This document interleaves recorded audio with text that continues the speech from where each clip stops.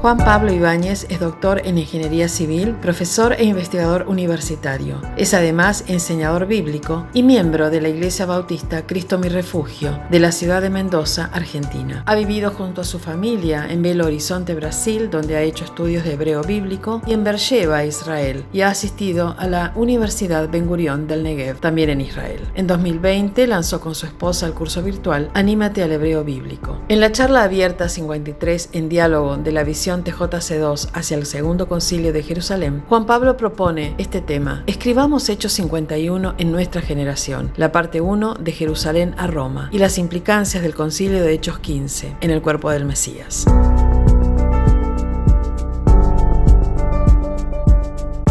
Muy bienvenidos a nuestra charla 53 de este ministerio que se llama TJC2. ¿Qué es TJC2? Bueno, es la abreviación, las siglas, en inglés Toward Jerusalem Council II, en castellano hacia el Concilio de Jerusalén II. Y vamos a explicar un poquito de qué se trata esto. Bueno, tenemos que ir a la historia. Vemos allí que la iglesia primitiva tuvo un gran debate registrado en el libro de los Hechos, capítulo 15, donde la iglesia, que era mayoritariamente judía, empezando por Jesús y los discípulos y todos sus seguidores, llegó un momento que el evangelio comenzó a expandirse hacia los no judíos llamados gentiles.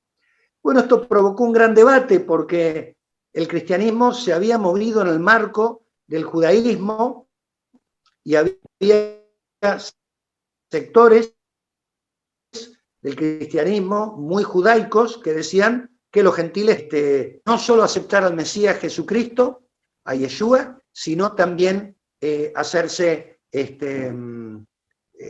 digamos, judíos. Bueno, gracias a Dios, como vemos en Hechos 15, la iglesia decidió que el evangelio podía ir a los gentiles sin que se hicieran judíos. Entonces realmente fue una expansión muy grande en todo el mundo. Todo el imperio romano conoció a Jesucristo producto de esta decisión.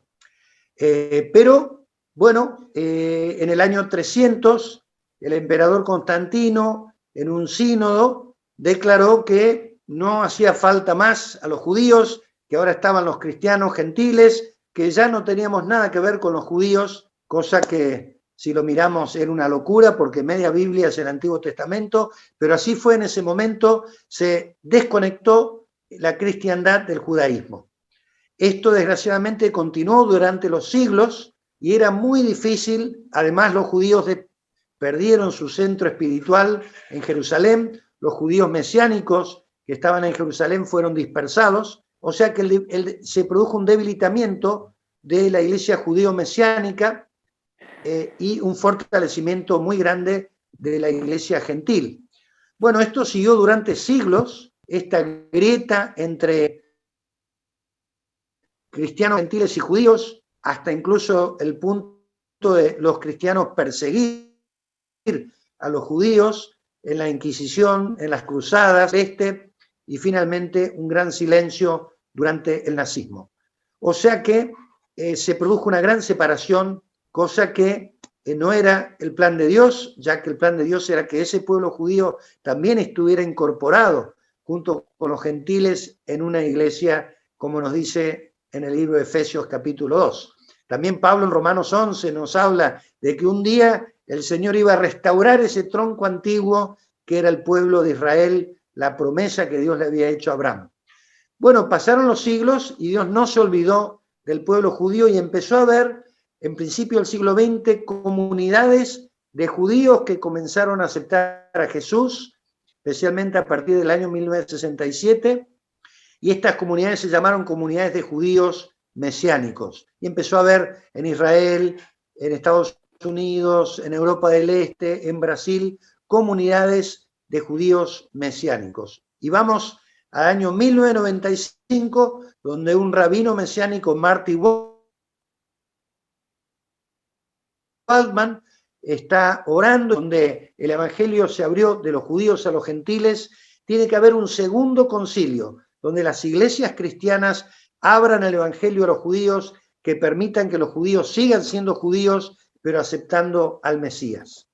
esta visión, Marty Waldman la compartió con líderes tanto judíos como gentiles, todos sintieron que era de Dios, se formó una comisión internacional compuesta por 7 judíos mesiánicos y 7 gentiles de distintas denominaciones cristianas, y comenzó esta tarea de la visión TJC2, que se lleva a través de grupos de oración, conferencias, Zoom, como ustedes están participando, a través de distintos medios. Se trata de esta visión, que en última instancia creemos que es la preparación de la novia, la Iglesia de Jesucristo, judíos y gentiles, preparándonos para la segunda venida. Así que este es un movimiento profético, es un movimiento escatológico, tiene que ver con la venida de Jesucristo, tiene que ver con una restauración de lo que Dios quiere, que es ver un pueblo judío creyendo en Jesús y una iglesia gentil reconociendo a sus hermanos mayores. Así que esto básicamente es la visión. Si ustedes quieren más información, María Piberno les puede enviar la visión completa en un pequeño cuadernillo donde ustedes van a entender esto más ampliamente. Bueno, y parte de esta visión es invitar a oradores de distintas iglesias, cristianos, también judíos mesiánicos. Cada 15 días tenemos una charla. Hoy tenemos la bendición de tener al ingeniero Juan Pablo Ibáñez, que está con nosotros desde Mendoza. Él es un maestro de la palabra, un líder en su iglesia, congregación, y ya él muchas veces nos ha dado enseñanza, ya lo sentimos parte del equipo de TJ, y queremos darle una gran bienvenida y prestar mucha atención a lo que vamos a escuchar. Aclaramos que al final de su charla se pueden hacer preguntas, pero no interrumpir durante su charla. Así que, Juan Pablo, te damos la bienvenida y estamos atentos a escuchar la enseñanza que nos vas a dar. Bueno, gracias Agustín, gracias María, buenas tardes, buenas noches a todos los que se han ido incorporando. Y bueno, vamos a tener un tiempo de estudio bíblico. La propuesta son 2 charlas, la charla de hoy, y dentro de 15 días tendremos la segunda parte, con un título un tanto especial, diferente, que es Escribamos Hechos 51 en nuestra generación. La primera parte de esta charla es parte 1, de Jerusalén a Roma, implicancias del concilio de Hechos capítulo 15. Así que básicamente vamos a estar estudiando Hechos 15, que es central para la visión del ministerio TJC2, y vamos a traer después esas implicancias, lo que significa Hechos 15 dentro de las Escrituras y de la historia, digamos, de la Iglesia, y vamos a tratar de traer estos conceptos al siglo XXI, a nuestro presente, a nuestro futuro, y ver desde donde estamos hoy parados hacia dónde el Señor, el Espíritu y la palabra nos impulsan a ir, ¿sí? Así que vamos a orar antes de abrir las Escrituras y comenzar nuestro estudio. Oremos. Padre, gracias por este tiempo, gracias porque podemos abrir las Escrituras. Queremos, Señor, también no solamente leerlas, sino entenderlas, y te pedimos que tu Espíritu Santo nos ayude, nos ilumine, y que lo que digamos y compartamos pueda contribuir a un entendimiento más profundo, no solamente de lo que pasó en Hechos 15, sino de lo que pasa en nuestro tiempo, del mover, Señor, espiritual en esta generación, de tus objetivos y de por qué estamos acá, Señor, en esta conexión de TJC2. Te rogamos tu ayuda, tu provisión, Señor espiritual, tu entendimiento, que abras nuestra cabeza para poder entender, y en nuestro corazón también se pueda volverse más blando y tierno para recibir tu consejo, tu revelación. Es en el nombre de Yeshua que oramos y pedimos esto. Amén. Bueno, entonces les explico un poquito por qué Hechos 51. Más de algunos se habrá rascado la cabeza diciendo qué quiere decir con Hechos 51. Vamos a escribir la Biblia después de 2000 años. Se nos ocurre que es tiempo de volver a escribir la Biblia o agregar capítulos a la Biblia. No es por ahí, simplemente es hacer un juego numérico entre Hechos 15 y Hechos 51. ¿Sí? Hechos 15 relata el concilio que hubo en Jerusalén, ¿sí? Que es parte de los fundamentos de la visión del ministerio TJC2, porque el ministerio habla de un segundo concilio, ¿sí? Un primer concilio, Hechos 15, un segundo concilio en un futuro, es la oración, es la visión del ministerio TJC2. Entonces, en Hechos 15, ¿sí? Hechos 15 es la bisagra, es el centro del libro de Hechos. El libro de Hechos tiene 28 capítulos, tenemos 14 capítulos, después viene Hechos 15, y después de Hechos 15 tenemos la segunda parte hasta el capítulo 28, que es el final de Hechos de los Apóstoles. Entonces, Hechos 15 es una bisagra. De Hechos 1 a Hechos 15 tenemos, de Hechos 1 a Hechos 14 tenemos muchos personajes. Empezamos en el Monte de los Olivos, en Jerusalén, en el aposento alto, está todo el episodio de Pentecostés, está el templo, Pedro y Juan van al templo, sanan al lisiado, hay persecuciones, hay Sanedrín, hay concilio, hay cárcel, hay un Felipe que va y se encuentra con un etíope, en fin, hay muchos protagonistas. Aparece un tal Esteban, que de repente es una gran estrella fugaz, que aparece, incandila y después es apagado por el martirio. Entonces hay muchos protagonistas.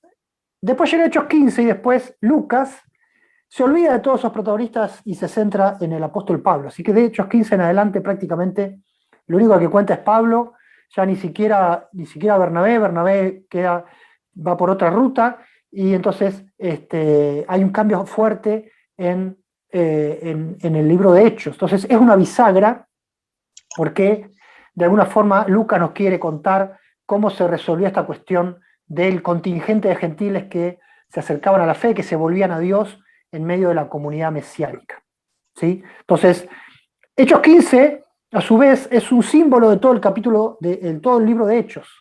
El número 15, ¿sí? Coincidencia o no, los números alguien los puso ahí, pero el 15 nos habla de 1 y de 5, ¿sí? 1, el pueblo de Israel. 5, las 5 regiones geográficas en las cuales Hechos nos relata que la palabra del Evangelio llegó, ¿sí? Entonces volvemos, Hechos 15, si tomamos el número 15, nos habla de un pueblo Israel, una región geográfica Israel, Judea, Galilea, Samaria, ¿sí? Israel, donde se gesta la fe mesiánica, donde Yeshua caminó, donde Yeshua ministró, donde Yeshua murió y resucitó. Ese 1 es Israel, pero ese 1 se expande a 5 regiones geográficas.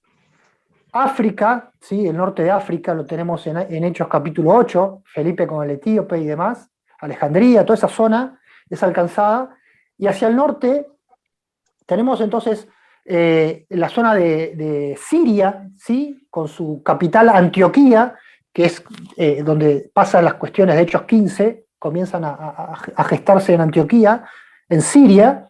Segunda región, ¿sí? Siria, van los expulsados, los perseguidos, van y predican en Siria, en Fenicia, en Chipre, toda esa zona era políticamente Siria. Segunda región, primera norte de África, segundo Siria, tercero Asia, ¿sí? Éfeso, Esmirna, donde están las 7 iglesias, donde está el segundo viaje misionero del apóstol Pablo, el primer viaje misionero, parte del tercero, o sea, Asia, ¿sí? O Asia Menor, actual Turquía, tercera zona geográfica. Grecia, la cuarta, ¿sí? ¿Se acuerdan la visión del varón macedonio, ¿sí? Que se le aparece a Pablo y dice, pasa y ayúdanos, ¿sí? Pasá el estrecho de Bósforo y pasá de Asia a Europa y ayúdanos. Entonces Pablo va con su grupo misionero y trabajan en Grecia, el cuarto grupo. Y finalmente Hechos termina con Roma, Pablo llegando a Roma, llegando en barco después del naufragio y terminando en esa casa alquilada, atado a un soldado predicando la palabra del Señor sin impedimentos, ¿sí? Así que fíjense, el libro de Hechos de los Apóstoles empieza en el Monte de los Olivos, con Yeshua presente todavía, y termina en una casa alquilada en algún barrio de Roma donde el apóstol Pablo, atado a un soldado, enseña. Así que fíjense que medio que bizarro, ¿sí? Qué interesante y qué lleno de matices y qué dinámico que es Hechos de los Apóstoles, ¿sí? Pero tenemos que centrarnos en Hechos 15, porque es el sumario, Hechos 15, de cómo fue posible que exista un Hechos de los Apóstoles? ¿Cómo se dio esta cuestión de que desde el 1 llegamos al 5? Desde Israel llegamos a estas 5 regiones geográficas con la palabra del Señor. No fue fácil, no fue sin dificultad, no fue sin debate, y Hechos 15 entonces nos muestra cómo fue la trastienda de todo esto, cómo fue el tras bambalinas, ¿sí?, de toda esta cuestión de alcanzar a los gentiles, de expandir algo que era de Israel, expandir un Mesías de Israel, un Mesías que vino para Israel, un Mesías que estaba profetizado en las escrituras judías o de Israel, un Mesías que era esperado solamente por Israel y que de repente es un Mesías para todas las naciones, ¿sí? Un Mesías que era para uno, de repente es para 5 regiones. Y hoy, 2000 años después, tenemos que los 5 continentes, ¿sí?, los 5 continentes han recibido esta palabra. Entonces, fíjense, el 5, hoy en día, el 5 son los 5 continentes donde el Evangelio se predica, donde la Escritura fue traducida por obra de los traductores bíblicos, donde la iglesia hizo pie, donde hay discípulos, donde hay un mensaje que se predica, donde hay una ética bíblica presente, ¿sí? Entonces, en el siglo XXI tenemos el 5 muy claro, son los 5 continentes donde la presencia del Evangelio está. Y el 1 es Israel, que vuelve a la escena. El 1 es la nación de Israel, que de repente se convierte en un país moderno cuando lo daban por muerto. Por largos siglos Israel había sido dado por muerto en cuanto a nación, en cuanto a entidad política, ¿sí?, inclusive como entidad religiosa relevante, ¿sí?, como cuerpo, como conjunto, como colectivo religioso que tenga algo trascendente para la humanidad, y de repente tenemos a un Israel pujante como nación, como sociedad, a la vanguardia de muchos temas, pero también tenemos un contingente de judíos que se vuelven al Mesías, ¿sí?, y que entienden lo que entendían los apóstoles y la congregación en el siglo I, que Yeshua era el Mesías de Israel, ¿sí? Entonces, 20 siglos después, estamos en una condición donde los 5 continentes de repente empiezan a darse cuenta que el uno, Israel, está presente de nuevo en la escena, ¿sí? Y esto genera grandes desafíos. Quizás en nuestras latitudes, en Argentina, en Sudamérica, no es tan relevante, todavía no sentimos ese desafío, no sentimos ese roce, ¿sí?, con el judío, con Israel, con el judío mesiánico. Pero si uno va a otros países, eso está muy presente. Y si uno va a las redes sociales, al YouTube, a las redes, va a encontrar eso mucho más.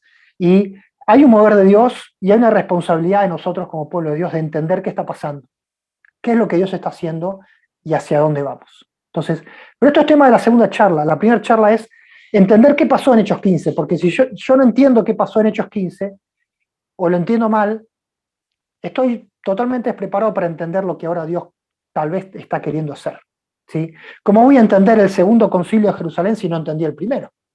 ¿Sí? Entonces tenemos que ir a Hechos 15 y tenemos que, como se dice ahora, poner en valor Hechos 15, como dicen los políticos. Hemos puesto en valor una plaza, ¿sí? Pintamos, arreglamos los jueguitos, pusimos banco, cortamos el pasto, pusimos en valor. Bueno, yo les propongo que pongamos en valor Hechos capítulo 15, ¿sí? Y para eso ustedes tienen que pensar, Hechos 15 es relevante en tu vida, Hechos 15 es lo que te enseñan todos los domingos en la iglesia. ¿Cuánto hace que no te sentás y alguien te habla de Hechos 15? ¿Será que alguien alguna vez te habló de Hechos 15? ¿Será que no tenés idea de qué es Hechos 15? ¿Podrías responder la pregunta por qué Hechos 15 es importante para la iglesia? ¿Sí?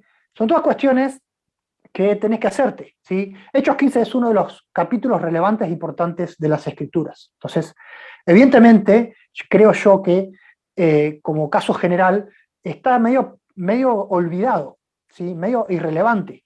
¿Por qué? Porque quizás hemos sacado 2 o 3 conclusiones de Hechos 15 que alguien nos enseñó, la hemos tomado, entonces ya no precisamos de Hechos 15 porque ya tengo las conclusiones de Hechos 15, que es que los judíos no tienen nada que ver con Israel, ¿sí? Entonces, para varias personas quizás se trata de esto, Hechos 15, los gentiles estamos libres, gracias a Dios, menos mal que Jacobo y compañía, que Pedro decidieron entonces dar libertad a los gentiles de todo lo que tenga que ver con Israel. Entonces, eso puede ser quizás lo que está en tu inconsciente, lo que está en tu cabeza, y yo creo que tenemos que profundizar mucho más para entender la riqueza de Hechos 15.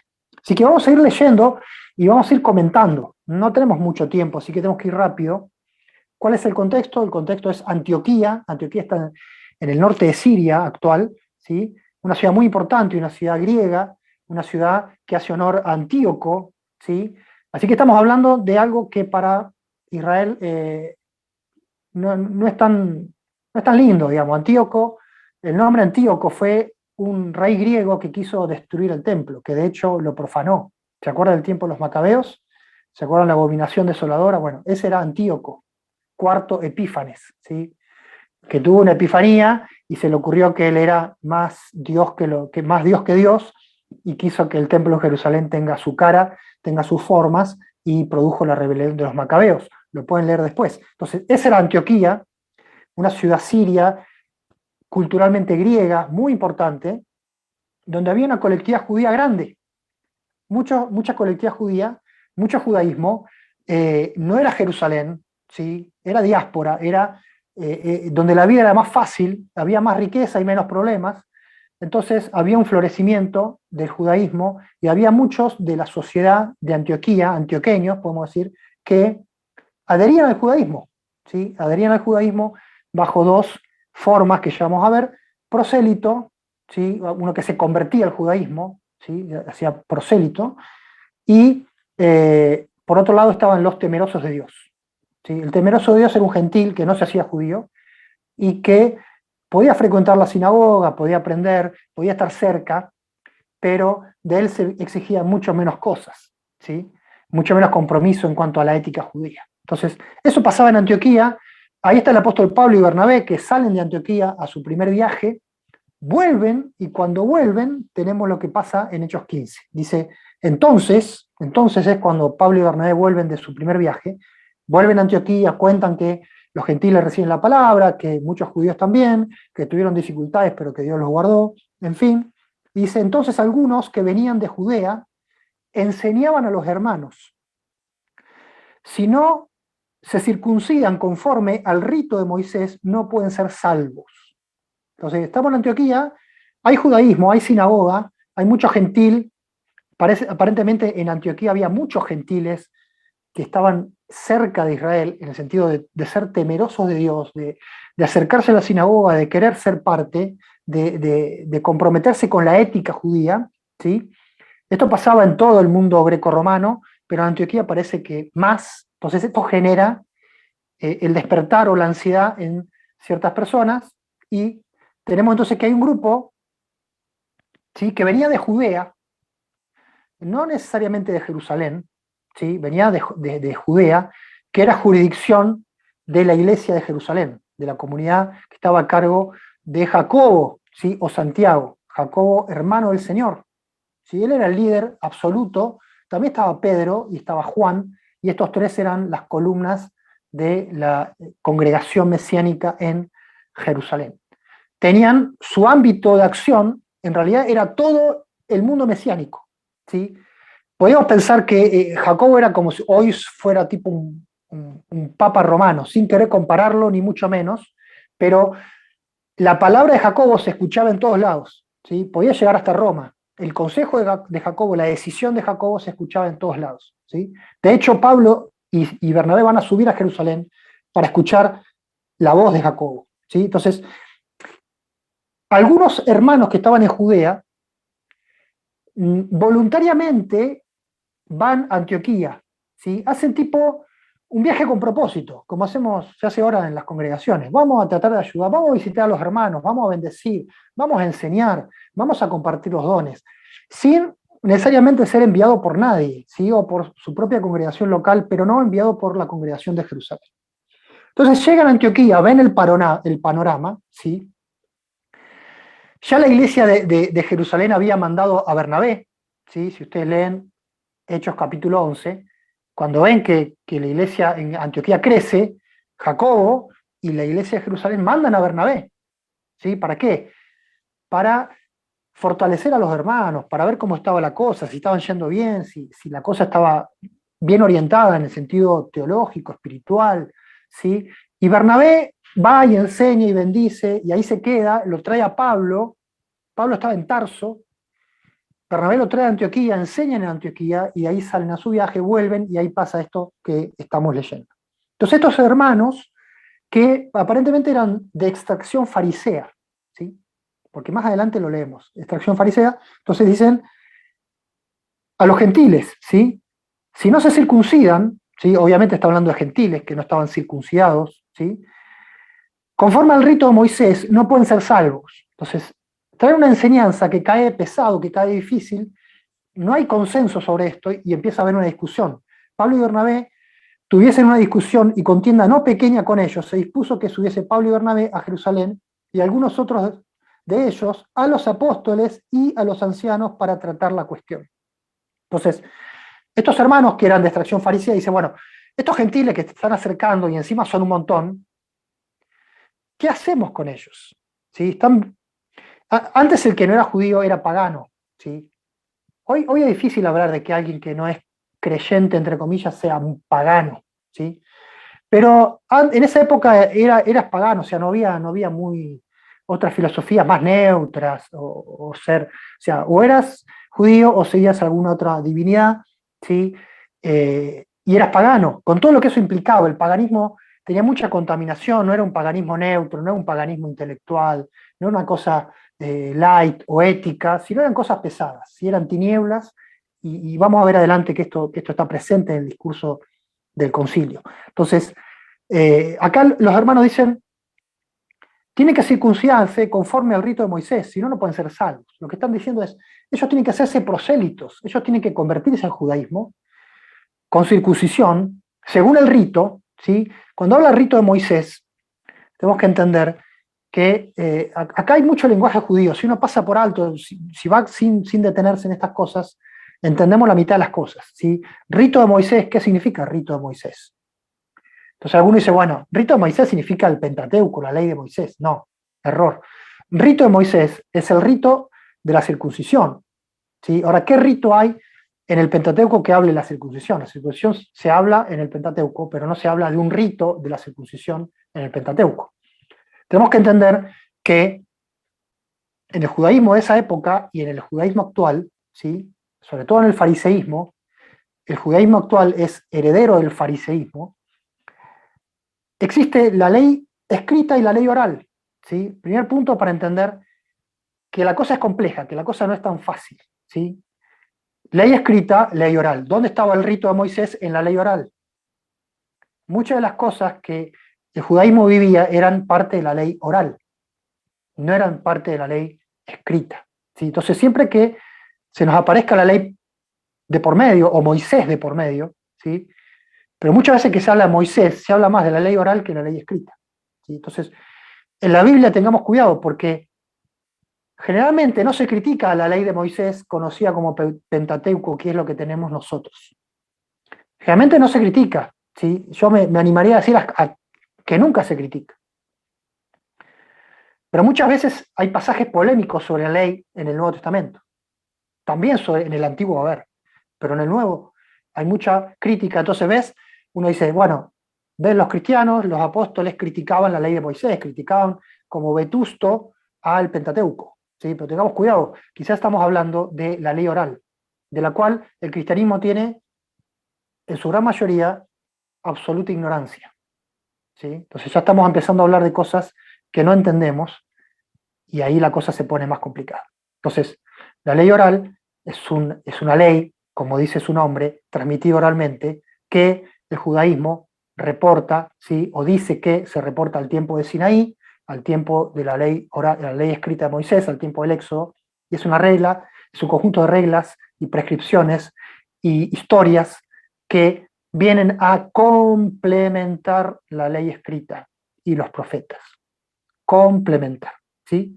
Como estamos hablando de ley oral, después eso se va a escribir en el Talmud, ¿sí? Lo que algunos conocen, el Talmud, la Mishnah, ¿sí? Otros escritos del judaísmo, pero en esa época todavía era ley oral y era como una bola de nieve, ¿sí? Una ley oral que cada vez era más grande, una ley oral donde cada vez entraba un concepto nuevo. Entonces, se imaginan que en esa ley oral había muchas cosas, ¿sí? Muchas cosas que ustedes conocen del Evangelio, como lavarse las manos antes de comer. Entonces, si vos no cumplías ese rito de lavarte las manos antes de comer, estabas pecando, estabas haciendo las cosas mal según la ética judía, ¿sí?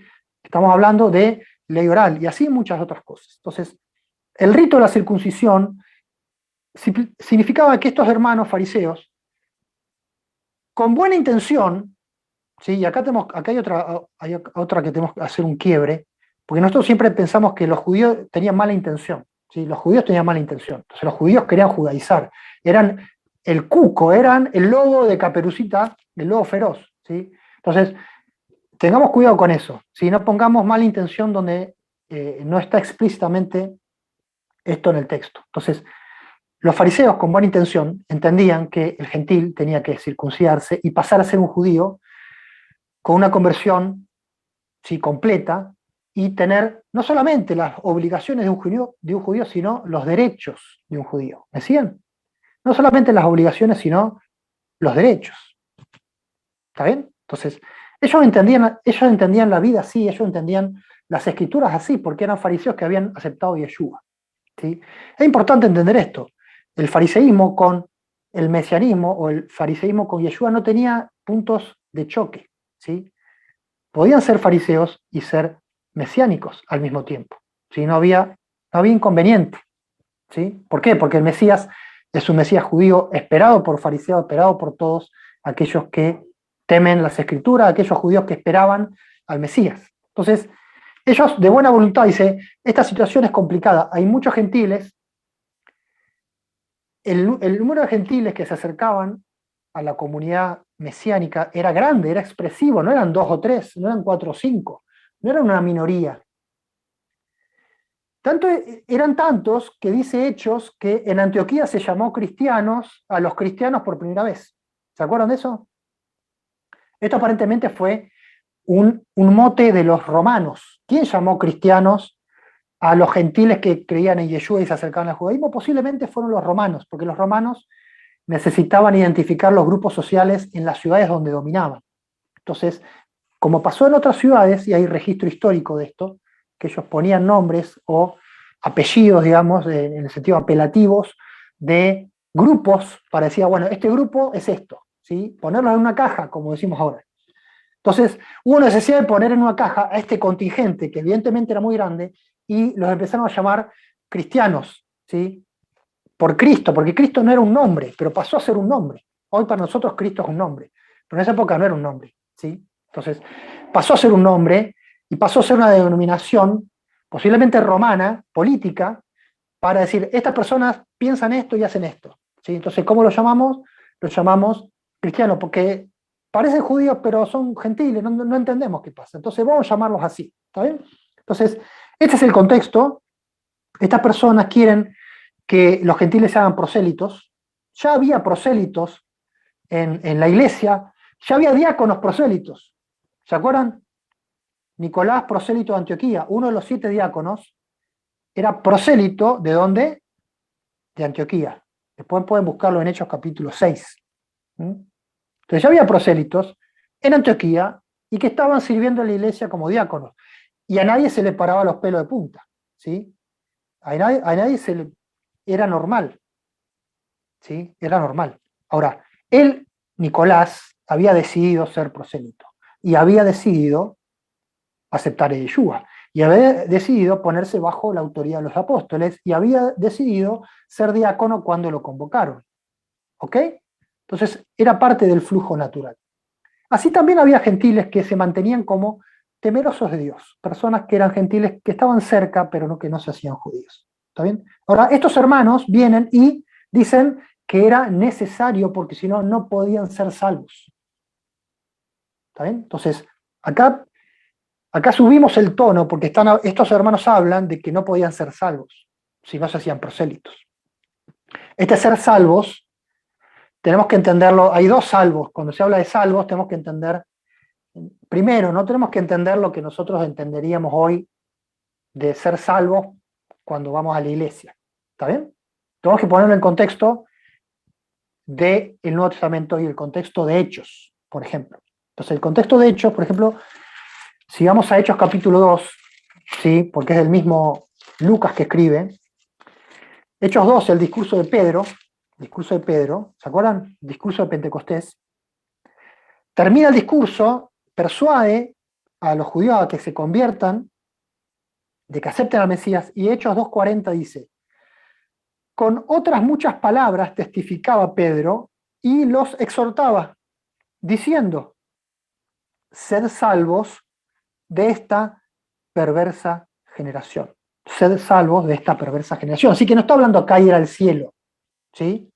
Está hablando de una cuestión técnica, de ir al cielo, de tener un pasaporte a la vida eterna, sino está ser salvo de esta perversa generación. O sea, ser salvo hoy, estar a cuentas con Dios hoy, estar en el contingente del remanente fiel a Dios en este momento, en el hoy, ¿sí?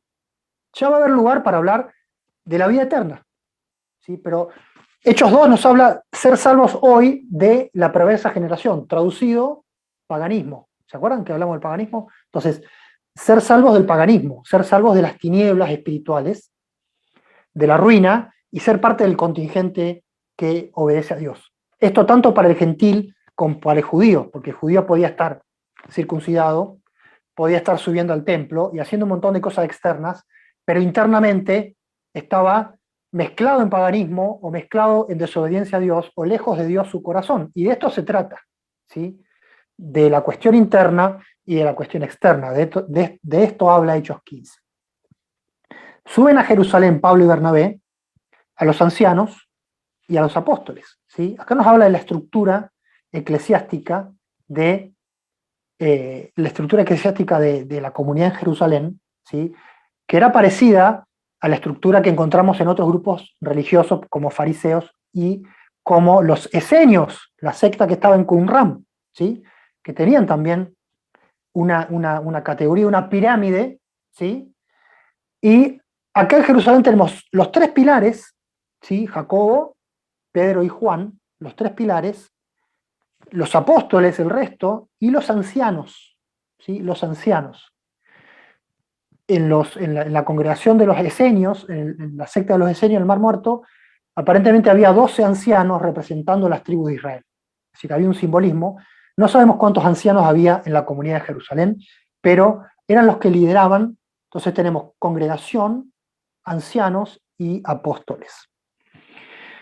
Entonces dice que Pablo y Bernabé, habiendo sido encaminados por la iglesia, estoy en versículo 3, pasaron por Fenicia y Samaria contando la conversión de los gentiles y causaban gran gozo a todos los hermanos. Y llegados a Jerusalén fueron recibidos por la iglesia y los apóstoles y los ancianos y refirieron todas las cosas que Dios había hecho con ellos.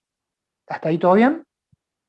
Pero algunos de la secta de los fariseos, ¿sí? No sabemos si eran las mismas personas que habían ido a Antioquía o personas que pensaban igual y que estaban en Jerusalén. Muy posiblemente, no hace falta que sean aquellos que subieron a Antioquía, sino simplemente era un grupo dentro de la comunidad mesiánica que pensaba igual. ¿Por qué? Porque venían de la secta de los fariseos. Algunos de la secta de los fariseos que habían creído se levantaron en el concilio, en la charla: es necesario circuncidarlos y mandarles que guarden la ley de Moisés. De nuevo, mandarles que guarden la ley de Moisés, ¿sí? No podemos interpretarlo como un capricho fariseo, ¿sí? Si estamos hablando de la ley escrita, ¿sí? La ley escrita, el Pentateuco que todos tenemos en nuestras Biblias, que también se llama ley de Moisés, es algo que los apóstoles hacían, ¿sí? ¿Qué hacía Pablo y Bernabé enseñando un año a la iglesia antes de irse a su viaje misionero? Si no enseñaban el Antiguo Testamento, ¿qué pueden enseñar durante un año? ¿Sí? Ahora, estamos seguros que Pablo enseñaba el Antiguo Testamento porque tenemos sus cartas. Pablo enseñaba los 10 mandamientos porque en Efesios dice: hijo, honra a tu padre y a tu madre, porque es el primer mandamiento con promesa. Lo dice Pablo, no lo dicen estos fariseos loquitos, ¿sí? Entonces, ¿de qué están hablando los fariseos? Están hablando de la ley oral. Están hablando de la visión farisea de la obediencia a Dios, la versión farisea de cómo andar bien con Dios. ¿Está bien? El rito de Moisés.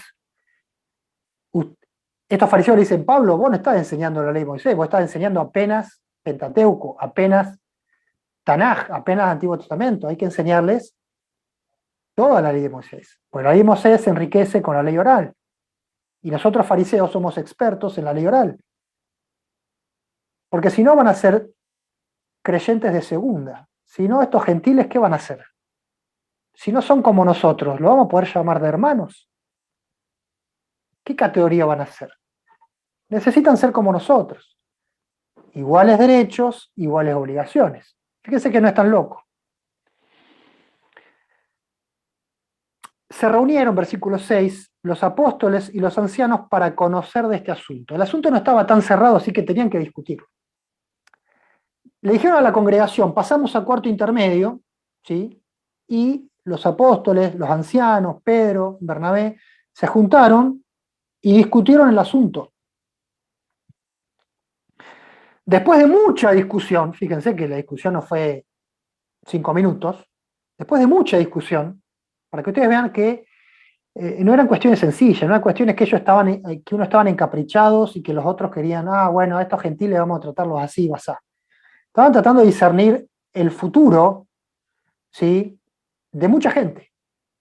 El cómo, ¿sí?, el cómo iban a ir caminando hacia adelante en esto que los gentiles estaban llegando en multitud a los pies de los apóstoles, a los pies de los judíos, ¿sí?, a los pies de las escrituras, buscando a Dios.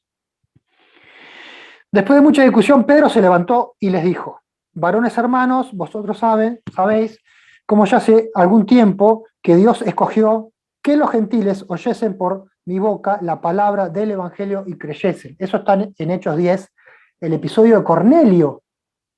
El episodio de Cornelio, ¿se acuerdan la visión en Jope de Pedro? Pedro mata y come, los animales inmundos, toda esa historia, es para mostrarle a Pedro que los gentiles no tendrían que ser considerados como animales inmundos, ¿sí? No se trata acá de la dieta de Pedro, ¿sí? Por favor, si alguien les enseñó eso, yo les pido que lo reconsideren. En Hechos 10 no se habla de la dieta, qué comer y no comer, si hay que comer serpiente, hay que comer reptil, no se trata de eso, se trata de que Pedro entienda de que Dios estaba llamando a los gentiles. Para un judío, entrar a la casa de un gentil era algo prohibido, porque un gentil era un animal inmundo, en la jerga judía, en la jerga farisea. Ni la casa, ni la comida, ni los hijos. Ni la casa de un gentil no vas a entrar, ni la comida vas a probar o vas a comer, o vas a comprar para llevarte a tu casa, ni los hijos vas a tomar de esposo o esposa de tus hijos. ¿Está bien? Estamos hablando de eso. Ahora Pedro dice, Dios me enseñó a mí, y a mí me costó personalmente, dice Pedro, pero lo entendí, de que Dios tomó gentiles, ¿sí? Y Dios, versículo 8, que conoce los corazones, les dio testimonio dándoles el Espíritu Santo lo mismo que nosotros. Entonces, vieron el Espíritu Santo sobre Cornelio y los suyos, que eran temerosos de Dios. Después pueden leer Hechos 10, eran temerosos de Dios, ¿sí? Eran gentiles que estaban cerca de Dios, cerca de la sinagoga, ofrendaban, escuchaban las enseñanzas, ¿sí? Estaban cerca, y Dios le da el Espíritu para purificarlos. Ellos no estaban circuncidados, pero sí se bautizan. Le da el Espíritu Santo como nosotros. Y ninguna diferencia hizo entre nosotros y ellos, purificando por la fe sus corazones. O sea, corazón purificado, traducido en el lenguaje judío, circuncisión del corazón. ¿Sí? Me empiezan a conectar el fariseo pidiendo circuncisión según el rito de Moisés, y acá Pedro diciendo, el corazón de esta persona fueron purificados por el Espíritu Santo. Y acá tenemos siempre esta cuestión de lo interno y lo externo, ¿sí? La circuncisión del corazón es una categoría del Antiguo Testamento, no es algo inventado por los apóstoles. La circuncisión del corazón ya la tenemos en Deuteronomio, la tenemos en Jeremías, la tenemos en Ezequiel. Y si alguien quiere estudiar más sobre lo que significa y la circuncisión interna y externa, lea Romanos 2, 17 a Romanos 3, 2, y ahí hay una explicación espectacular de Pablo, ¿sí? Explicando esto, ¿sí? que la circuncisión externa implica que la persona internamente también está siendo circuncidada. Si no, circuncisión externa no vale nada, ¿sí? Y el gentil entonces es aceptado por Dios siendo circuncidado en su corazón. No, no es que el gentil no tiene que ser circuncidado, no es que el gentil no tiene que ver nada con la circuncisión, no es que la circuncisión es algo obsoleto, no es que la circuncisión es algo vetusto o algo retrógrado, es que la circuncisión del gentil es en el corazón. ¿Está bien? ¿Se dan cuenta que no es lo mismo? ¿Sí? Dios no quiere incircuncisos. A Dios no le gustan los incircuncisos. Pero la circuncisión que a Dios le interesa es principalmente la del corazón. ¿Sí? Romanos 2. Ahora, para el judío también es una señal y es parte del pacto. Entonces el judío sí se tiene que circuncidar. Seguimos. Ahora pues, dice Pedro, ¿por qué tentáis a Dios poniendo sobre la cerviz, sobre el cuello de los discípulos, léase los gentiles, un yugo que ni nuestros padres ni nosotros hemos podido llevar? Entonces, ¿por qué estamos tentando a Dios queriendo poner en la cerviz, en el cuello de estos gentiles que se acercan a Dios, un yugo que ni nuestros padres ni nosotros hemos podido llevar? De nuevo, ¿de qué yugo estamos hablando? ¿Sí? Yugo, de nuevo, no es algo malo en sí. A veces hablamos de yugo como algo malo, ¿sí?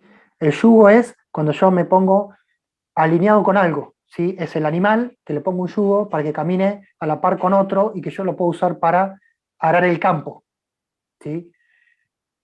El judío, entonces, es como un buey o un asno que Dios le pone un yugo para alinearlo con su ley y para que Dios pueda arar el campo por medio del judío. ¿Me siguieron? Entonces el yugo es lo que la persona voluntariamente asume con Dios para que Dios lo pueda usar en el campo, que es el mundo. ¿Sí? Y acá de trasfondo, a veces pensamos que esto, bueno, es algo que solamente le interesaba a los apóstoles, a Pablo, que Pablo inventó. Había mucha discusión en el judaísmo sobre los gentiles desde mucho antes. No estamos acá hablando de cosas nuevas. Hay una parábola, la parábola del asno y del perro, donde un rabino dice, bueno, esto de los gentiles es como el hombre que sale de su casa y se va al campo con un asno y con un perro. Al asno le pone 5 fardos, le ata 5 fardos, porque va al campo. Y al perro le ata 2 fardos. ¿Sí? El asno va tranquilo, está acostumbrado a llevar la carga, va con sus 5 fardos, va caminando. El perro al poco tiempo se cansa. Tiene 2 fardos, el asno tiene 5, pero así todo se cansa. Entonces, ¿qué hace el dueño? Le saca un fardo al perro y le agrega al asno. O sea, el asno queda con 6 fardos y el perro con un fardo. Siguen caminando, pero el perro tampoco. Ya nada más se cansa, se para. Entonces, lo que hace el dueño es sacar el fardo que tenía el perro y se le pone al asno. Termina el asno con 7 fardos y el perro sin fardo. Entonces, es un poco diciendo, los gentiles, por más que se esfuercen, no están capacitados para llevar el yugo, para llevar el fardo de la Torá. Entonces, tenemos que entender esto. Por un lado, el judío se identifica con alguien que está dispuesto, que fue creado, preparado para llevar el fardo de ser un pueblo de Dios. Ser el pueblo de Dios es un yugo, ser pueblo de Dios es un fardo. Andar en la ley de Dios es un yugo, andar en la ley de Dios es un peso, ¿sí? Que para el asno no es problema, porque el asno está para eso. Dios lo creó para eso, tiene contextura física, tiene resistencia, ¿sí? Tiene capacidad. Ahora el perro no. Entonces en el judaísmo dice, bueno, tengamos cuidado, porque el gentil es como un perro. No le pongamos fardo porque no le va a dar. ¿Sí? Entonces, esto está por detrás. A su vez, está el gentil que dice, así, a que yo soy perro y no asno, te voy a demostrar que yo soy más asno que vos. Y en la historia hubo muchos gentiles que no solamente llevaron el fardo de la ley de Dios, sino que lo hicieron mejor que muchos judíos. ¿Está bien? Y llegaron inclusive a ser eminencias. Entonces, en definitiva es una cuestión personal versus una cuestión de imposición, ¿sí? Una cuestión de querer atar fardos obligatoriamente de una forma desmedida. Había 7 tipos de fariseos, ¿sí? A veces nosotros decimos, bueno, los fariseos eran todos malos, de nuevo, no podemos caer en eso, ¿sí? Que en el Nuevo Testamento haya algunas definiciones acerca de los fariseos negativas, no quiere decir que eran todos negativos, ¿sí? Porque si no, no podríamos entender que Yeshua eligió al fariseo Pablo, al fariseo Saulo, como apóstol de los gentiles, ¿sí? ¿Qué pasó ahí? Se equivocó. ¿Cómo va a elegir un fariseo para algo bueno? Bueno, sí, eligió a Pablo para escribir medio Nuevo Testamento. Y aunque esto no les guste a algunos, lo eligió por fariseo, ¿o no? Yeshua eligió a Saulo de Tarso porque era fariseo, porque entendía las escrituras, porque estaba acostumbrado a interpretar las escrituras. ¿O no? Hubiera elegido a cualquiera, hubiera elegido a un pagano, hubiera elegido a un prosélito. No, eligió a Pablo.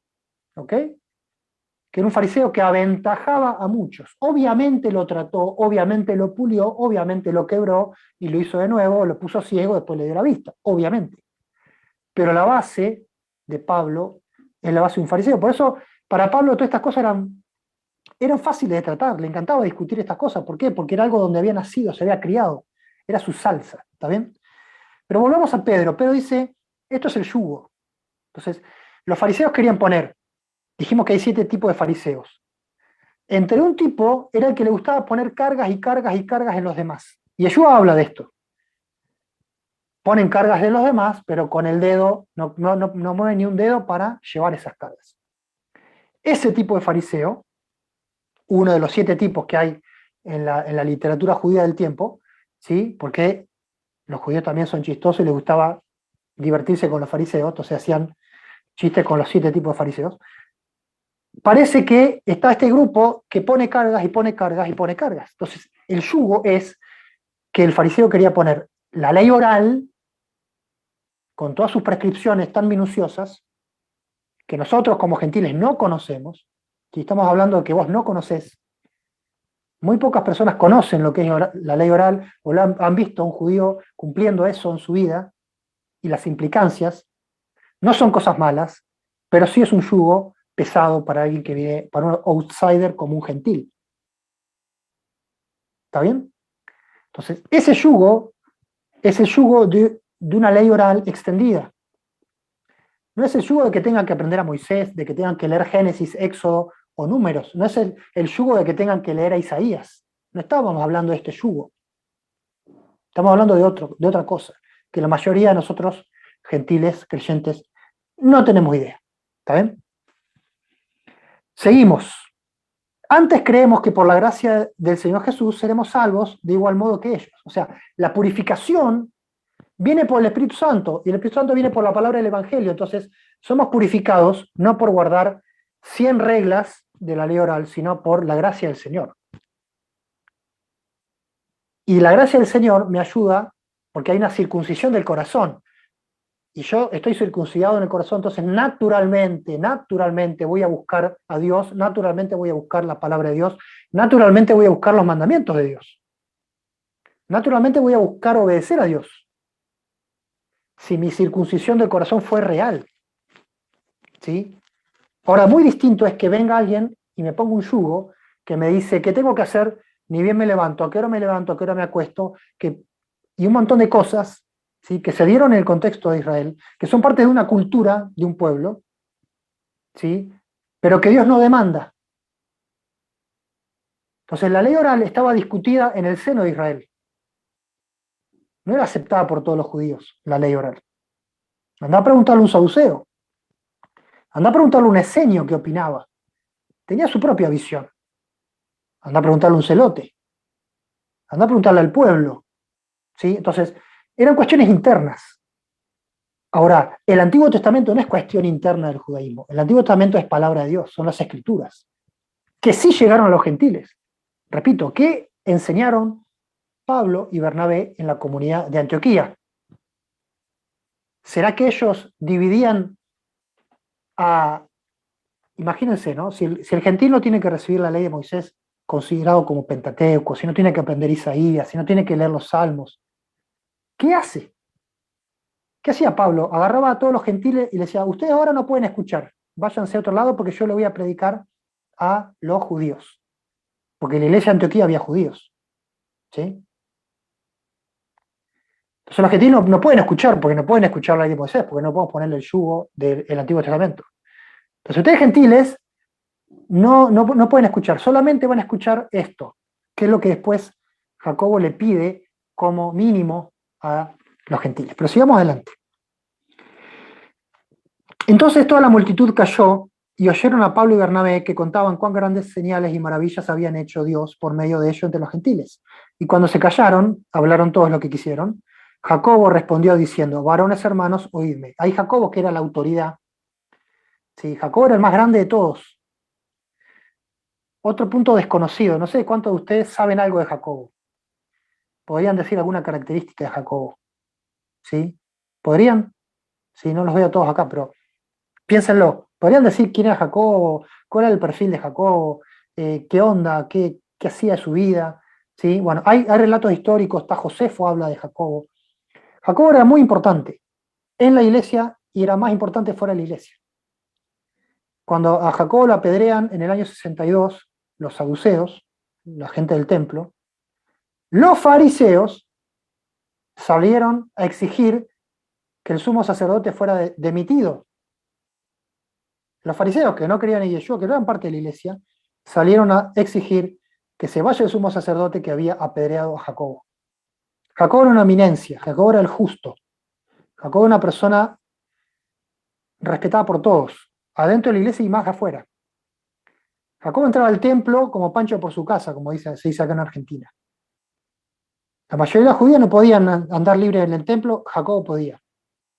Jacobo se la pasaba orando, Jacobo había hecho votos, ¿sí? No se cortaba el pelo, era nazireo. Se dice que no comía carne, que era vegetariano. Se dice que solamente vestía con lino y no con lana. Un montón de cosas que aquellos que entienden más de la ley del Antiguo Testamento, el contexto judío, van a entender perfectamente. ¿Sí? No estamos hablando acá de alguno que por acomodo, porque era hermano de Yeshua, entonces estaba en la iglesia y era alguien que se sonreía, tiraba chistes, que cuando predicaba era alguien ameno, ¿sí? Y que, ¡ay, qué lindo Jacobo! ¿Sí? No sabe mucho, pero es divertido. No. Jacobo era una eminencia y cuando él hablaba todos se callaban. ¿Sí? Este Jacobo es el que habla a continuación y lo leemos. Dice, Simón, hablando de Pedro, ha contado cómo Dios visitó por primera vez a los gentiles para tomar de ellos pueblo para su nombre. Fíjense que Jacobo pone como base lo que Pedro hizo. Ni siquiera pone como base lo que Pablo y Bernabé contaron. ¿Sí? Pablo dice, acá Simón Pedro puso un caso testigo, el caso Cornelio. El caso Cornelio sienta jurisprudencia, porque acá lo que está haciendo Jacobo es jurisprudencia, halajá en hebreo, halajá, caminada. ¿Cómo decidimos esto que no está explícitamente en la palabra? ¿Cómo decidimos esta situación nueva? ¿Cómo decidimos esto a partir de las escrituras? ¿Cómo legislamos? Entonces dice, Pedro trajo un caso testigo, Cornelio, temeroso de Dios, Dios intervino, les dio el Espíritu Santo, entonces acá hay un antecedente. Sobre esto podemos legislar. Si a esto le agregamos el texto del profeta Amós, como dice el versículo 15, con esto concuerda la palabra de los profetas, como está escrito, después de esto volveré y reedificaré el tabernáculo de David, que está caído, repararé sus ruinas, lo volveré a levantar, para que el resto de los hombres busque al Señor, todos los gentiles sobre los cuales es invocado mi nombre, dice el Señor, que hace conocer todo esto desde tiempos antiguos. Entonces acá cita Amós, después lean al profeta Amós capítulo 9, a partir del versículo 11. Acá hay una cita del profeta Amós, donde habla del tabernáculo caído de David que iba a ser restaurado, y que eso iba a provocar que el resto, ¿sí?, de las naciones busque a Dios. Esta es una lectura, la que tenemos acá en Hechos, del texto griego de Amós, de la versión Septuaginta. ¿Se acuerdan? Algunos saben de eso, otros no. La versión que traduce el hebreo al griego se llama Septuaginta, la versión de los 70. Los 70 que escribieron, la traducción. El texto de Hechos, este texto, parece que está basado de la versión Septuaginta, no del original hebreo. Aunque no sabemos qué original hebreo tenía acceso Lucas, si es que tenía en ese momento, o que tenía Jacobo en ese momento. ¿Está bien? ¿Por qué? Porque hay una diferencia, hay una palabra que cambia. En el texto hebreo, si vamos, dice que se levanta el tabernáculo caído de David. ¿Qué quiere decir? Se levanta el reino unificado de David. Lean todo el contexto de Amós, ¿sí? Algunos interpretan el tabernáculo de David de formas muy diferentes, no es el caso ahora de profundizar en eso, pero tengamos cuidado. Lo que se refiere a esto es, se va a levantar el trono de David unificado, o sea, las tribus del norte con las tribus del sur, va a haber un reino mesiánico, y en ese momento va a haber una atracción y una conquista, ¿sí? El texto hebreo de Amós dice que van a poseer el resto de Edom y el resto de las naciones, ¿sí? El resto de Edom, que era un país vecino, una nación vecina, los edomitas, y el resto de las naciones. ¿Quién iba a poseer? El pueblo de Israel. El pueblo de Israel iba con el tabernáculo de David restaurado, con el trono de David restaurado, las 10 tribus juntas, iban a tener dominio regional sobre las naciones vecinas. Eso es lo que originalmente dice el texto. ¿Sí? Y dice que van a heredar. La palabra es heredar. Irshu en hebreo. Irshu. Cuando vamos a la Septuaginta, cambia un poco el sentido y dice que en vez de Adam, en vez de Edom es Adam, ¿sí? Las letras en hebreo son las mismas, cambia la vocal. En vez de Edom es Adam, entonces Adam es Adán, pero también es humanidad, para que el resto de los hombres, el resto de Adán, y en vez de poseer o heredar, está la palabra buscar, ¿sí? No irshu, sino hidroshu. De nuevo, las vocales están ahí y no están escritas en el texto, y aparece una dalet que o fue un error del que tradujo, ¿sí? O fue una variante textual, ¿sí? Porque las palabras son muy parecidas. Entonces, no quiero entrar en ese detalle, pero es muy interesante. Ahora, en el judaísmo ya desde mucho tiempo, cuando se lee Edom, ¿sí? Se interpreta muchas veces Adán o se interpreta a los gentiles, específicamente a los romanos. Es como un nombre en clave. Es interpretación bíblica. Dice Edom, pero hoy los edomitas no existen más. Imagínense, los edomitas dejaron, ¿sí? El último edomita fue Herodes, ¿sí? Entonces, los edomitas se convirtieron al judaísmo. Entonces, algunos interpretan que Edom en realidad habla de Roma, ¿sí? Por una cuestión más teológica, interpretativa, o habla de la humanidad, ¿sí? Y el texto da lugar para eso, porque habla del resto de las naciones. Y en vez de que los judíos iban a poseer como heredad a las naciones vecinas, el sentido se invierte, y es que las naciones iban a buscar en el centro, el tabernáculo de David. De las dos formas, es como las dos caras de una misma moneda. ¿Por qué? Porque el tabernáculo de David no iba a conquistar las naciones vecinas por la fuerza, para sojuzgarlos, sino para bendecir, porque era el tiempo mesiánico profetizado. Era el tiempo donde las naciones vecinas también tienen lugar en el templo, donde las naciones vecinas también tienen lugar en el pueblo de Dios. Entonces, por eso Jacobo lo ve claramente, está diciendo, Dios quiere levantar a Israel para bendecir las naciones. Entonces, en un sentido, Israel las hereda, porque Israel va a enseñar a las naciones. El judío va a bendecir, va a ser maestro del gentil. Pablo va a ser el maestro de los gentiles. Bernabé va a ser maestro de los gentiles. Los está heredando como hijos espirituales. Y en el sentido contrario, el gentil busca el centro, busca el tabernáculo de David, busca la palabra de Dios, busca la fe, busca al Mesías. Entonces, esto es lo que está por detrás en la cabeza de Jacobo, por lo cual él termina diciendo, y con esto terminamos, verso 19, por lo cual juzgo, yo Jacobo, ¿sí? No dice, nos pareció bien, yo juzgo, fíjense la autoridad de Jacobo, que no se inquiete a los gentiles que se convierten a Dios, o sea, que no los acosen, ¿sí? No está diciendo, está mal lo que dicen los fariseos, está bien lo que dicen los otros, sino dicen, el punto es que dejemos tranquilos, que no acosemos a los gentiles que se convierten a Dios. ¿Por qué? Porque se están convirtiendo a Dios, no se están convirtiendo al fariseísmo, no se están convirtiendo a Jacobo, no se están convirtiendo a Pablo, se están convirtiendo a Dios. Entonces no los acosemos. Acuérdense, el perro y el asno, ¿sí? Si yo quiero que el asno y el perro esté a la par del asno, lo estoy acosando.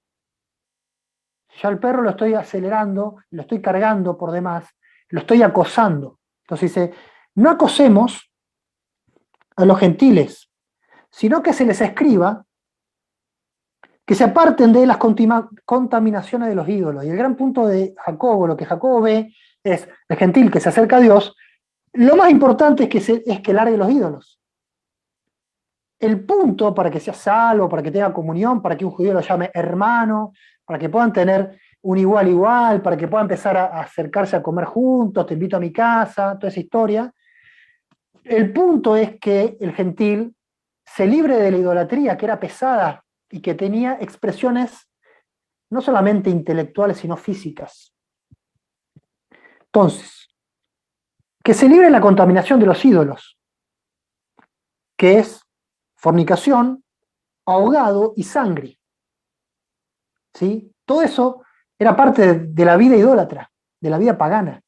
El paganismo se manifestaba en una serie de contaminaciones que incluía la inmoralidad sexual, incluía también la violencia, ¿sí? No se olviden que muchos ofrecían a sus hijos, ¿sí? como sacrificio, a Moloch, por ejemplo, de tiempos antiguos. Y la alimentación, comían sangre, ¿sí? Comían sangre. Entonces el animal era sacrificado, y de esto Pablo también va a hablar, era sacrificado a los ídolos, y había sangre por medio, y en la pureza, según la palabra, según Israel, no se come sangre. ¿Por qué? Porque yo respeto la vida, yo soy, como dirían hoy, yo soy ecologista, yo respeto al animal, entonces vierto la sangre, porque sé que el animal lo creó Dios, y tiene algo dando vuelta que es sangre, que es símbolo de su vida, de su alma, y yo no lo voy a comer, porque Dios no me lo dio, Dios me dio su carne. Fíjense, la ética de la Torá, la ética de la palabra, ¿sí? No voy a comer como se me dé la gana, ¿sí? Entonces, todas estas cosas eran relevantes y son relevantes. Obviamente, en la iglesia de hoy se habla poco de estas cosas, ¿sí? Sobre todo la cuestión alimentaria, pero estas cosas estaban relacionadas con un mínimo. ¿De dónde sacó Jacobo esto? ¿Sí? ¿Será que Jacobo se puso así, empezó a meditar y se le ocurrió? No. Jacobo mira a la legislación judía y ve las leyes de Noé, las leyes noágidas. El judaísmo dice, bueno, para que el gentil más o menos esté en condiciones delante de Dios, para que pueda ser un justo entre las naciones, como es la definición, tiene que observar el fardo del perro. ¿Y cuál es el fardo del perro? El fardo del perro son las leyes de Noé. Interpretando lo que pasó allá en Génesis 9, el pacto de Dios con Noé, dice, bueno, Noé era un gentil, Noé no era judío, pero fue justo. ¿Sí? Fíjense cómo en la cabeza del judío hace interpretación bíblica. Noé es justo, Noé es gentil. Entonces, ¿puede haber gentiles justos? Sí. Inspirados en Noé. Entonces, ¿qué guardó Noé? ¿O cuál es la justicia de Noé? Entonces, hay 7 leyes noéticas, o noágidas, lo pueden googlear, que tienen que ver con esto. ¿Sí? Hay otra que habla sobre cuestiones más políticas, establecer tribunales de justicia y demás. Pero esto es como un resumen de las leyes noéticas. Si uno va hoy en día a Jerusalén y le toca el timbre a los mesiánicos judíos, no los mesiánicos que creen en Yeshua como el Mesías, sino los que creen en el rabino Schneerson, ¿sí? Lubavitch, ¿sí? ¿Le suena? Si van y le dicen, buenos días, yo soy gentil, quiero ser justo, quiero ser salvo, ¿qué tengo que hacer? Le van a dar un panfletito con las 7 leyes de Noé. Y le va a decir, muy bien, usted tiene una buena intención, siga estas leyes y usted va a ser un justo entre las naciones. ¿Sí? Pueden hacerlo, pueden intentarlo. Pueden buscarlo en Google también. Entonces, de esto se trata. Entonces, Jacobo dice, establezcamos un mínimo. El máximo era que el gentil se hiciera prosélito. El máximo que era el gentil se hiciera un judío. Se circuncidaba, internamente y externamente, conforme al rito, conforme a la ley oral. Se ponía debajo de un líder fariseo que le iba a enseñar el fardo de la ley oral, ¿sí? Todas las cuestiones, y de hecho había muchos de esos ya en la iglesia y nadie los criticaba. Pero Jacobo dice, esto no puede ser la regla, porque nosotros no estamos predicando fariseísmo, estamos predicando al Mesías y al Señor, estamos predicando a Dios, la palabra de Dios. No la ley oral, que es un fardo que la mayoría no cumple, porque es lo que Pedro dice, ni usted ni nosotros, o sea, convengamos, ¿sí? Si es por cumplir todo el fardo de la ley oral, nadie lo cumple. Entonces, Jacobo dice, establezcamos una zona gris, una zona de seguridad. No acosemos con una cuestión rígida, sino le pongamos un mínimo a los gentiles. ¿Cuál es el mínimo? Estas 4 cosas que pone de la contaminación de los ídolos, que está relacionado con las leyes de Noé, que en todo el judaísmo hay consenso, ¿sí? Este es el mínimo. Pidámosles esto al gentil, digámosles, si hacen esto, les va a ir bien. Y dejemos toda una zona gris donde el gentil se mueva a gusto y piacere, como se dice, entre el temeroso de Dios, entre el que guarda la ley de Noé, hasta el prosélito. Y en el medio hay una ancha zona donde Dios y el Espíritu Santo va a ir guiando. ¿Por qué digo esto de ancha zona? Porque fíjense cómo remata Jacobo, cómo argumenta Jacobo esto. Versículo 20, que se libren de las contaminaciones de los ídolos, porque, verso 21, porque Moisés tiene desde tiempos antiguos en cada ciudad quien lo predique en las sinagogas donde es leído cada día de reposo. ¿Sí? ¿Qué quiso decir con esto? ¿Cómo interpretarían ustedes esto? ¿Por qué trae a colación Jacobo de repente que Moisés tiene en cada ciudad desde tiempo antiguo, en la sinagoga, a cada Shabbat, quien lo predique? ¿Qué les parece? Él dice, nosotros tenemos que escribirle que solamente 4 cosas. Vamos a pedirle nosotros, comunidad de Jerusalén, vamos a pedirle 4 cosas como consejo. Por favor, líbrense de las contaminaciones de los oídos en estos 4 aspectos. ¿Sí? ¿Por qué? Porque Moisés es leído cada sábado. ¿Sí? Entonces, mi interpretación es, no acosemos al gentil, porque el gentil tiene las escrituras en la sinagoga, tiene las escrituras todas las semanas. En cada ciudad, gracias a Dios, hay un rollo de la Torá, de los profetas. Ahí pueden leer sobre Moisés, pueden aprender sobre la Pascua en Éxodo, pueden aprender del Mesías en Isaías 53, pueden aprender del Espíritu de Dios en Isaías 61. Todo eso lo pueden aprender en la sinagoga.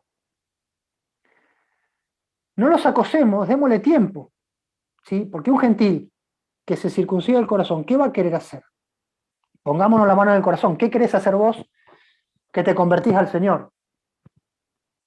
Vos te vas a conformar con solamente 4 leyes y el resto, pero yo quiero leer Salmo. No, eso no es para vos sos un gentil. No, eso no te preocupes, eso es cosa de judío. No, Salmo, no. Pero yo quiero ver Moisés, Génesis, quiero ver cómo se creó el mundo. Quiero ver de dónde vino Abraham, la fe en un Dios único, monoteísmo, porque mi vecino es politeísta. No, eso no es para vos sos gentil, vos sos un perro, no, quédate ahí. No vayas a la sinagoga, no vayas. No es para vos, quédate con eso, quédate piola, te va a ir bien así. No te metas con estas cosas. ¿Ustedes piensan que este era el sentir de Pablo y Bernabé? ¿Ustedes piensan que Pablo y Bernabé no le hablaban de la Biblia a los gentiles? ¿Ustedes piensan que eran creyentes de segunda? ¿Que no eran dignos de recibir la ley de Moisés, la Torá, los profetas? ¿O que sí? No hace falta que vos en tu casa, en tu familia, tengas la ética judía.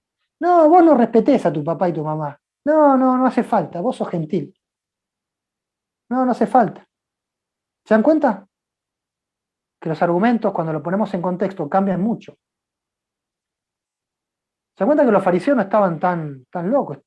Los fariseos querían darte todo, querían darte toda la escritura, querían darte la ley oral, toda la sabiduría que para ellos era fundamental. ¿Sí? Ellos estaban orgullosos de la ley oral, por eso querían dársela al gentil. También querían ejercer control, ¿sí? También el fariseo quería tener pupilos gentiles a los cuales decirle, vos tenés que ir para allá, vos tenés que vestirte así, o asá, o asado. ¿Se dan cuenta? Y al fariseo le encantaba tener discípulos. Bueno, no es algo lejano a nuestro contexto actual, ¿sí? La manipulación, ¿sí? Se habla del abuso espiritual, los pastores o líderes que no le dejan a los discípulos hacer tal cosa o tal cosa. Bueno, no es tan anormal, no pasa solamente con los fariseos, ¿se dan cuenta?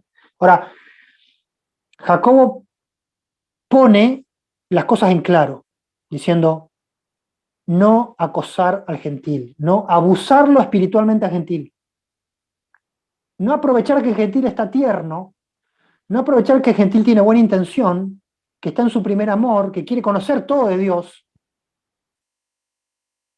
no abusar de eso, darle tiempo y que él tenga su propio caminar con Dios. Él se puede quedar con las leyes no éticas, es el mínimo, pero él cada semana puede incorporar más de la palabra de Dios, porque la palabra de Dios le va a enseñar al Dios en el cual él quiere creer, el Mesías en el cual quiere creer, en un Mesías justo. Imagínense si Jacobo era justo, y ayuda mucho más. Yo tengo derecho a creer y a entender quién fue mi Mesías, quién fue mi Salvador, o no. ¿Sí? Tengo derecho yo como gentil que me acerco a la palabra de Dios de saber quién fue quien me salvó, cómo pensaba, cómo vivía el que me salvó. ¿Tengo derecho? Tengo derecho. No me lo pueden ocultar. ¿Y cómo voy a aprender quién era Yeshua? De los apóstoles, de las escrituras. ¿Sí? ¿Por qué? Las escrituras me hablan del Mesías. Las fiestas bíblicas me hablan del Mesías. Y así un montón de cosas más. Pero tenemos que terminar. Entonces, este parecer de Jacobo le pareció bien a toda la congregación y lo escriben y lo mandan. ¿Sí? Termino con un comentario más, 2 minutos nada más, perdón. En algunos manuscritos del Nuevo Testamento aparece la recomendación de Jacobo un poco diferente. La recomendación de Jacobo de que se abstengan de las contaminaciones de los ídolos, con estos 4 puntos, aparece la regla de oro. ¿Se acuerdan la regla de oro? ¿Se acuerdan del Sermón del Monte? Aparece la regla de oro. ¿Sí? Todo lo que queréis que los hombres hagan con ustedes, hacedlo con los otros. Esto es la ley. Esto es la ley y los profetas. Lo podemos leer. ¿Dónde está eso? Alguien que me ayude. Está en Mateo. Está en Mateo 6 o 7. ¿Qué no? Mateo 7. Vamos a buscarlo. Mateo 7. Tururú. Mateo 7, 12.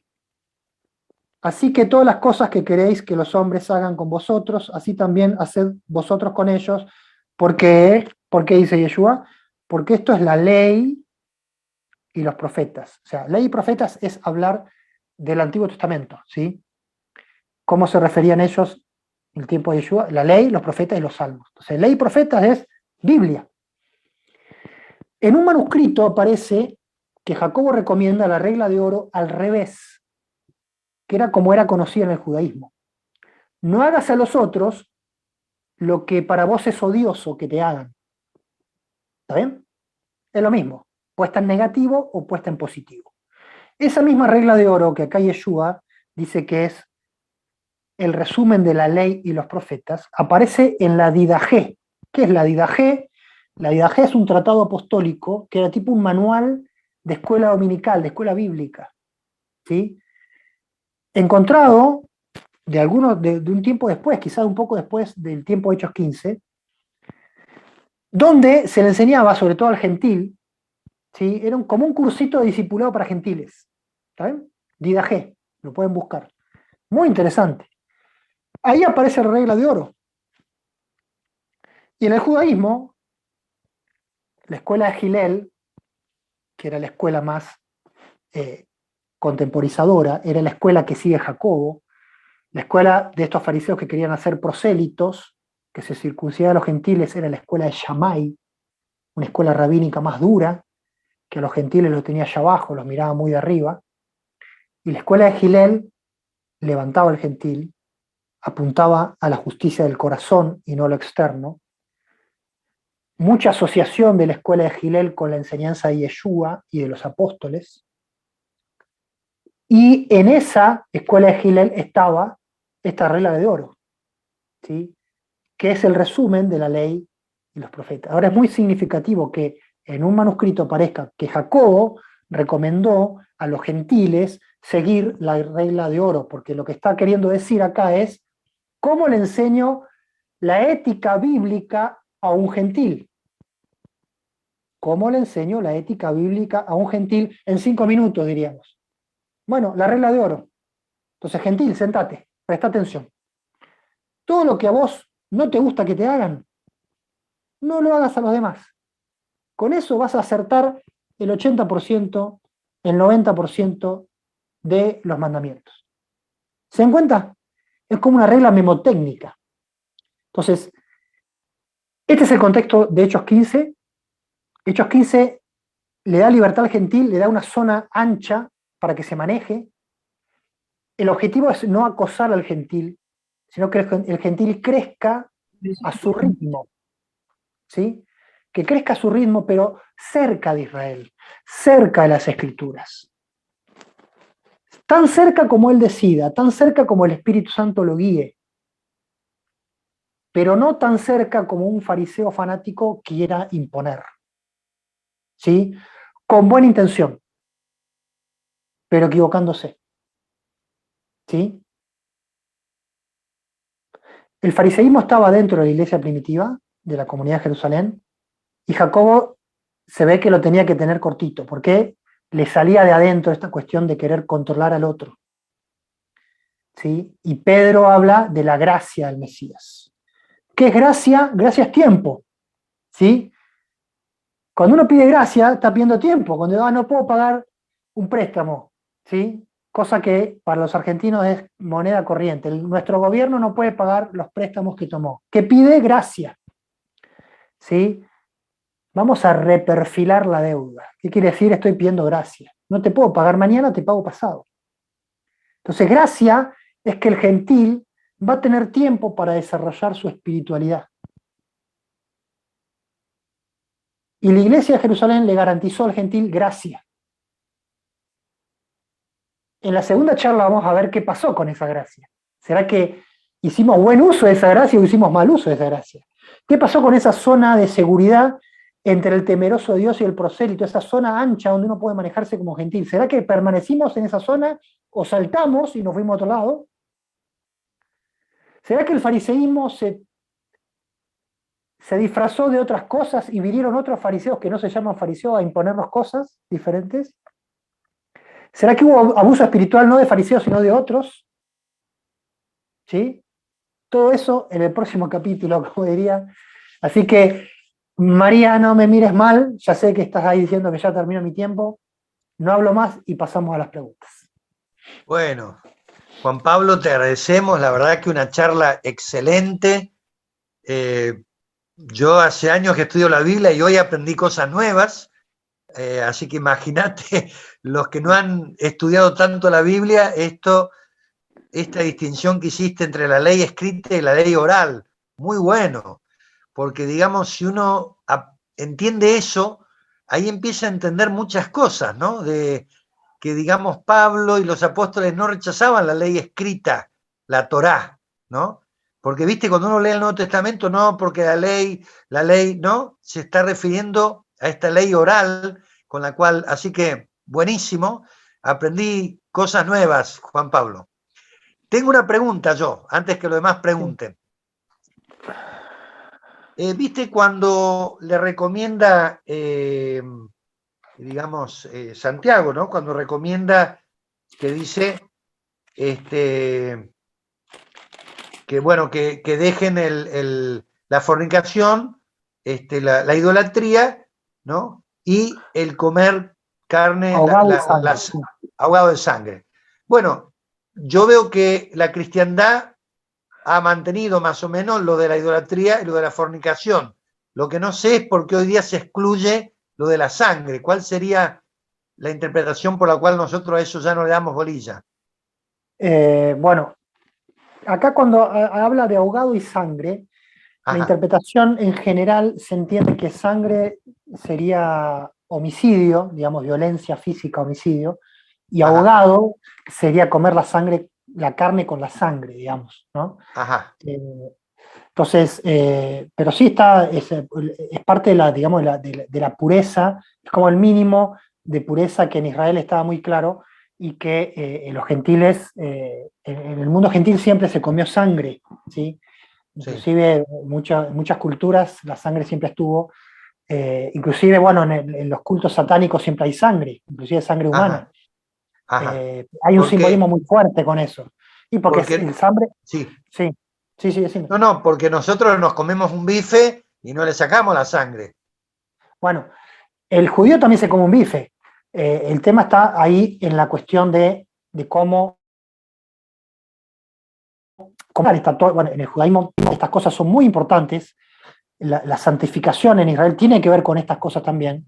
Ajá, Nuestra cabeza, nuestra cabeza occidental, eh, yo creo que para los orientales hay muchas cosas que son más fáciles de entender, de cómo el alimento tiene que ver con la santificación y con la pureza y todo lo simbólico y toda la conexión con la tierra y con lo que Dios da.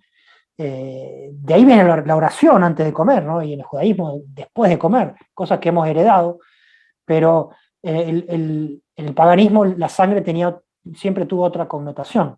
Entonces, en Israel hay un proceso para técnicamente comer sin sangre, ¿sí? O sea, si uno va al extremo, ¿es posible comer sin sangre? ¿Sí? Es posible que la carne, por más que la drene, la seque, no le quedó, ¿está bien? Entonces, eso es cosa de fariseos, los fariseos se dedican a eso, a decir, bueno, ¿no? Todo el kashrut, ¿no? El alimento cayero, ¿no? Tiene que ver con eso, cómo, no solamente cómo está la sangre, sino cómo se mata el animal. Y acá está justamente el animal sofocado.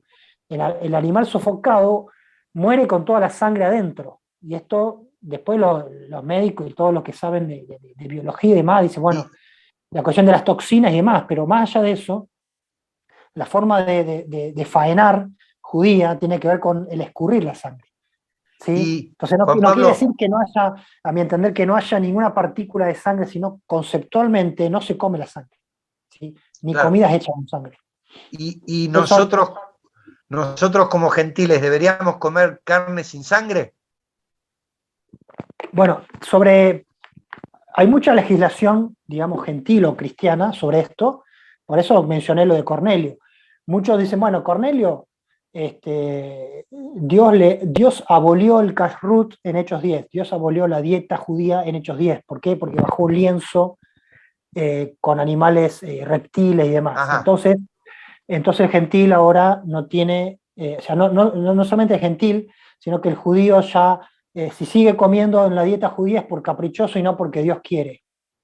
Yo creo que conectar la dieta judía con Hechos 10 es mala praxis, digamos, es mala praxis del que interpreta la Biblia. Esa es mi opinión personal, ¿sí?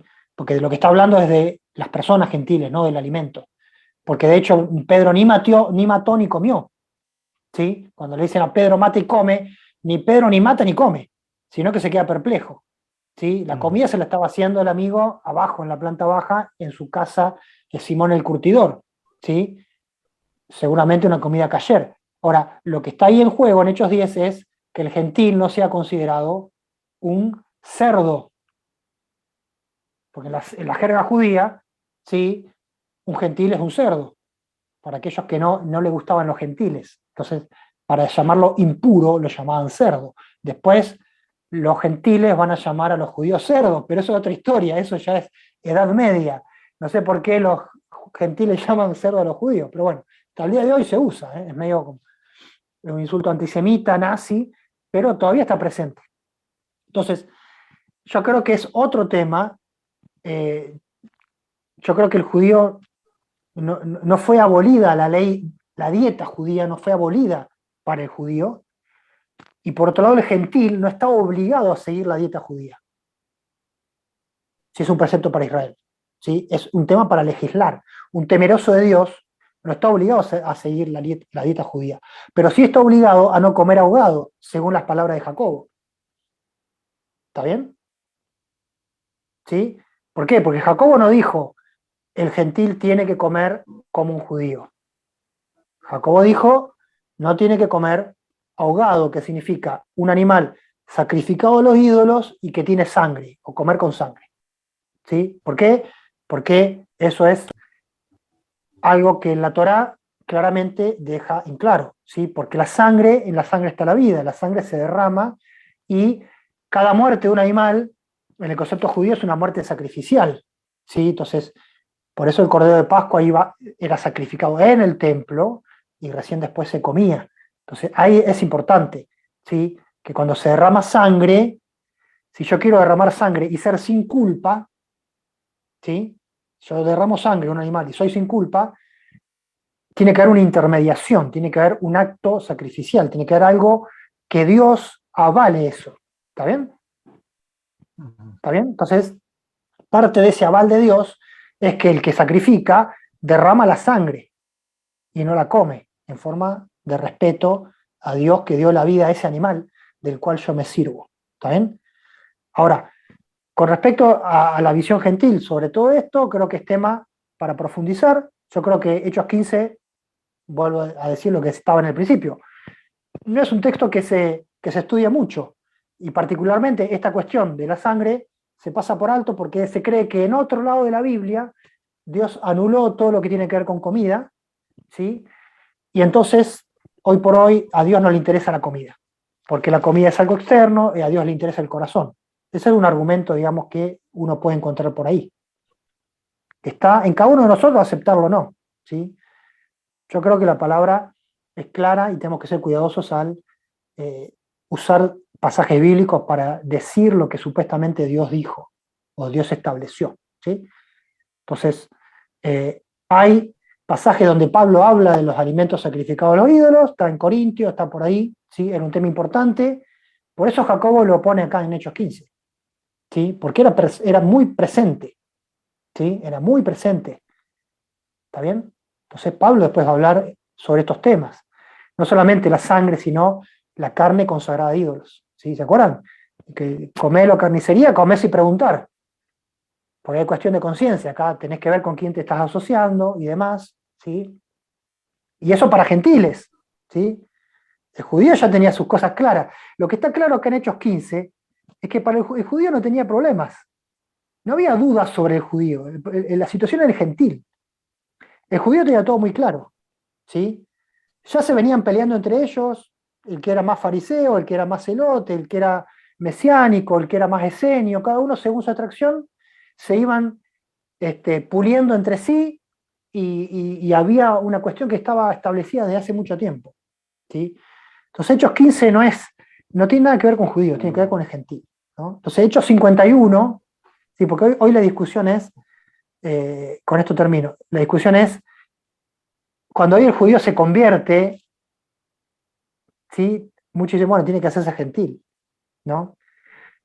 Y en Hechos 15, el problema no era el judío tiene las cosas claras, el judío se convierte y sigue siendo judío porque cree en un Mesías judío, ¿está bien? Y cree en escrituras judías, o hebreas, o de Israel, como queramos llamar. Entonces el problema nunca fue del judío, el problema es del gentil, que se acerca y necesita saber qué identidad tiene. ¿Qué identidad tengo? ¿Soy un temeroso de Dios? ¿Soy un creyente de segunda? ¿Tengo que luchar por ser un creyente de primera, circuncidándome y guardando la ley de los fariseos? ¿Qué tengo que hacer? ¿No? Ese es un poco el trasfondo de Hechos 15. Bien. Gracias. ¿Más preguntas? ¿Tienen preguntas? Pueden levantar la mano.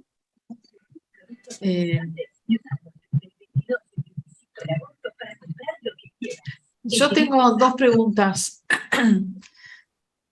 Quedaron más que preparados para la siguiente parte, dicen de México.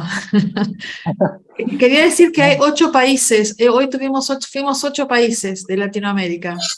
Bien. Y los voy a nombrar porque eso es algo maravilloso. Ecuador, Uruguay, Chile, Colombia, Argentina, México, Venezuela y Perú. Wow. Y queremos contarles que esta enseñanza va a estar en un video preparado y vamos a subirlo a las redes y todos van a poder volver a mirarlo porque es fantástico. Yo tengo solamente dos comentarios o preguntas para, mientras ibas hablando del corazón, me acordé rápido de Nicodemo en Juan 3, ¿no? Que Jesús le dice, Sí, bueno, pero para ver el reino de Dios tenés que nacer de nuevo. Y él estaba circuncidado, definitivamente, sí, ¿no? Pero ahí la cosa es la cosa del corazón, ¿no? Al quitar la venda, el Espíritu Santo, para poder ver ese reino, digamos, esa espera del Mesías completada en Jesús mismo, que es el Mesías. Eso por un lado. Y por otro lado, pensaba que, no sé, esto es un comentario mío, ¿no? A mí me llama la atención la promesa de Dios a Abraham para todas las naciones. En ti serán benditas todas las naciones. O sea que ya el pueblo judío sabía que tenía que ser luminar para las sí, naciones, y de hecho había un atrio de los gentiles que se cae, digamos, ese muro de división se cae en Efesios 2, se cae con Jesús, no con Yeshua, y a la vez también en Apocalipsis aparece que todas las naciones de toda lengua y nación adoran al que vive. Entonces hay una diversidad que nunca se diluye, que al contrario, Dios la propicia todo el tiempo, especialmente con Hechos 15. Ahora es como que puedo, con tu explicación, Juan Pablo, yo puedo entender muchas cosas todas juntas. Entonces, claro, cuando Jacobo dice, el Espíritu Santo nos guió a que no se imponga a los gentiles, que se queden gentiles, tiene que ver con la promesa de Génesis y con lo que Juan ve en Apocalipsis. Siempre ve diversidad adorando a Dios, no un sí, solo pueblo judaizado ni gentilizado, o sea, no se borra la exacto. identidad. Y eso es me parece maravilloso. Quería decir eso nada más y dejar lugar a otros que por ahí quieren comentar algo. Gracias. Sí, solamente acotar que es importante que en el trasfondo también está la importancia que para los apóstoles estaba justamente en mantener la identidad de Israel, ¿sí? Porque ¿qué hubiera pasado si todos los gentiles se hacían judíos? Yo creo que ahí había un gran riesgo, y es lo que hoy en día también Israel no fomenta, digamos, el hecho de que todos sean judíos. Porque Israel tiene, y tenemos que entender, Israel no es una religión, Israel es un pueblo que tiene un pacto con Dios, que implica conceptos religiosos, implica conceptos culturales, implica conceptos políticos, conceptos sociales. Entonces es una cosa muy amplia, y Dios tiene a su vez naciones gentiles, y está bien que haya naciones gentiles, y Dios bendice las naciones gentiles. Y Dios le dio toda la tierra a los gentiles, y a Israel le dio una tierra muy pequeña. Entonces tenemos que entender eso, y que entender que Dios establece distintos niveles, un trato con Israel, otro trato con los gentiles. El gentil recibe de Dios acercándose a Israel, y estando cerca de Israel aprende de Dios y se beneficia, como decías vos, de Abraham. Todas las naciones se benefician de la fe de Abraham. Abraham paga el precio, ¿sí? Porque Abraham es el que sigue, es el asno que se pone el yugo de Dios para hacer luz a las naciones, ¿sí? Entonces, hay una cuestión de un centro, que es Israel, y una periferia, que son los gentiles. Y Dios bendice en partes iguales, porque a Dios le da a Israel muchas cosas, pero a los gentiles nos da otras, ¿sí? Nos da más libertad, nos da otro contexto, no nos pone tanta carga, no es tan, como que Dios no está tan encima nuestro, ¿sí? Como está con Israel, ¿sí? Y en un montón de cosas vemos que hay un equilibrio entre un centro concentrado, que es Israel, donde está la palabra. Lean después Romanos, porque Pablo genialmente explica esto en Romanos, la cuestión del judío y del griego, el griego como gentil. Y cómo es este balance. Entonces, el gentil tiene que estar conforme en su posición, el gentil tiene que estar cerca del judío, no adentro, pegoteado con el judío haciendo lo mismo, ni lejos, ¿sí? Cortando relaciones, tiene que estar cerca. Es como la luna con el planeta Tierra, una cosa que tiene que estar orbitando alrededor, ¿sí? A una distancia óptima, ni muy cerca ni muy lejos. ¿Por qué? Porque ambas identidades tienen que ser guardadas. La identidad gentil tiene que ser guardada. ¿Por qué? Porque gentil adora a Dios con su cultura, con sus formas, ¿sí? Lo vemos en Apocalipsis, ¿sí? Con su idioma, con su forma. Y Dios se revela a los gentiles, y los gentiles muestran cosas de Dios que quizá el gentil no puede, que el judío no puede, ¿sí? El judío no es un Superman. El judío no es un Superman que pueda hacer todo. Dios revela cosas al mundo por los gentiles y no por los judíos, ¿sí? Esto es tema de otra charla, pero si sumamos al judío con el gentil, si sumamos al judío mesiánico con el gentil, tenemos el mejor de los mundos, tenemos la mejor combinación. ¿sí? Eso va a ser el tema de la segunda charla. ¿Por qué? Porque los dos tienen cosas para aportar, ¿sí? Que cada uno en su rol, ¿sí? El arquero no es el número 10 y el número 10 no es el arquero. Cada uno en su lado. Ahora, Claro. si yo juego al fútbol sin arquero, me van a llenar de goles. Y si juego solamente con arquero y sin un número 10, no voy a hacer nunca un gol. Entonces, de esto se trata, de esta comunión y esta confluencia armónica que el Espíritu Santo puede hacer. Este edificio que dice Pablo, Efesios 2 también es clave en todo esto y lo explica, esto de acercar y de construir donde los apóstoles, por un lado, y los profetas, o sea, la Torá y los profetas y los apóstoles son los cimientos de este edificio, y en el medio la piedra angular es Yeshua, donde se encuentra Israel y los gentiles, ¿sí? Así que esto, hay mucho más para hablar, pero no quiero seguir. Vamos a dejarlo para la segunda charla. Maravilloso. No sé si hay personas que quieran hacer preguntas. Gracias, Juan Pablo, por tus comentarios. No encuentro acá personas que quieran hacer preguntas o levanten la mano. Bueno, voy a... Pedro Soto quiere dar una pregunta. Pedro Soto, sí, nuestro amigo Pedro Soto, que es judío, así que adelante, Pedro. Muchas gracias, Juan Pablo. Realmente quedé extasiado, muy satisfecho con tu enseñanza. Quizá algo que es interesante en cuanto al kashrut, que es la forma correcta de la preparación de los alimentos judíos. Recuerda que en el animal, precisamente en la carne, comienza con la chejitá, perdón, que es la forma correcta de sacrificar al animal. El animal no tiene que emitir gemido, ni tiene que dar señal.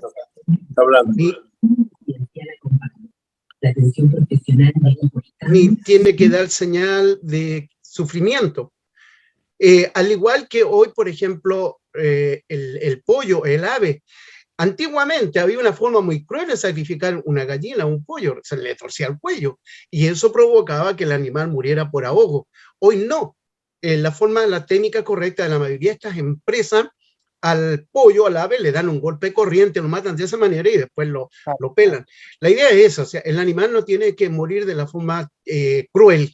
Y en cuanto a la sangre, recuerden ustedes que en la sangre están, cuando nosotros nos enfermamos, en la sangre están todas las bacterias, todos los bichos malos, transitan a través de nuestra sangre. Si estoy en algún error, Juan Carlos, ningún problema, te lo agradecería la corrección. No, perfecto. No, está bien. Sí, yo no quería entrar en el tema del kashrut porque no soy una autoridad para hablar y tampoco es tanto el tema, y es un tema interesante. Pero creo que el foco, digamos, lo que se ha dicho es suficiente, es muy interesante, es profundo, y es interesante que el mundo musulmán, el Islam, también tiene sus propias leyes de dieta, el halal, la comida halal, como kashrut, y es interesante que en Oriente, digamos, es más fácil entender estas cosas y ver la dimensión, la importancia.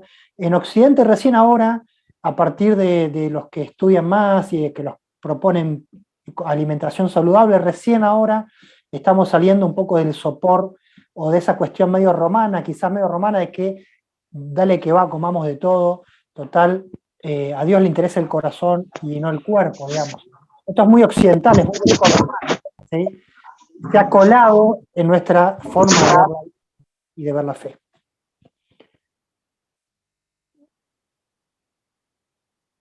Sí. Juan Pablo, acá el pastor Miguel Suárez de Uruguay querría preguntar. Sí.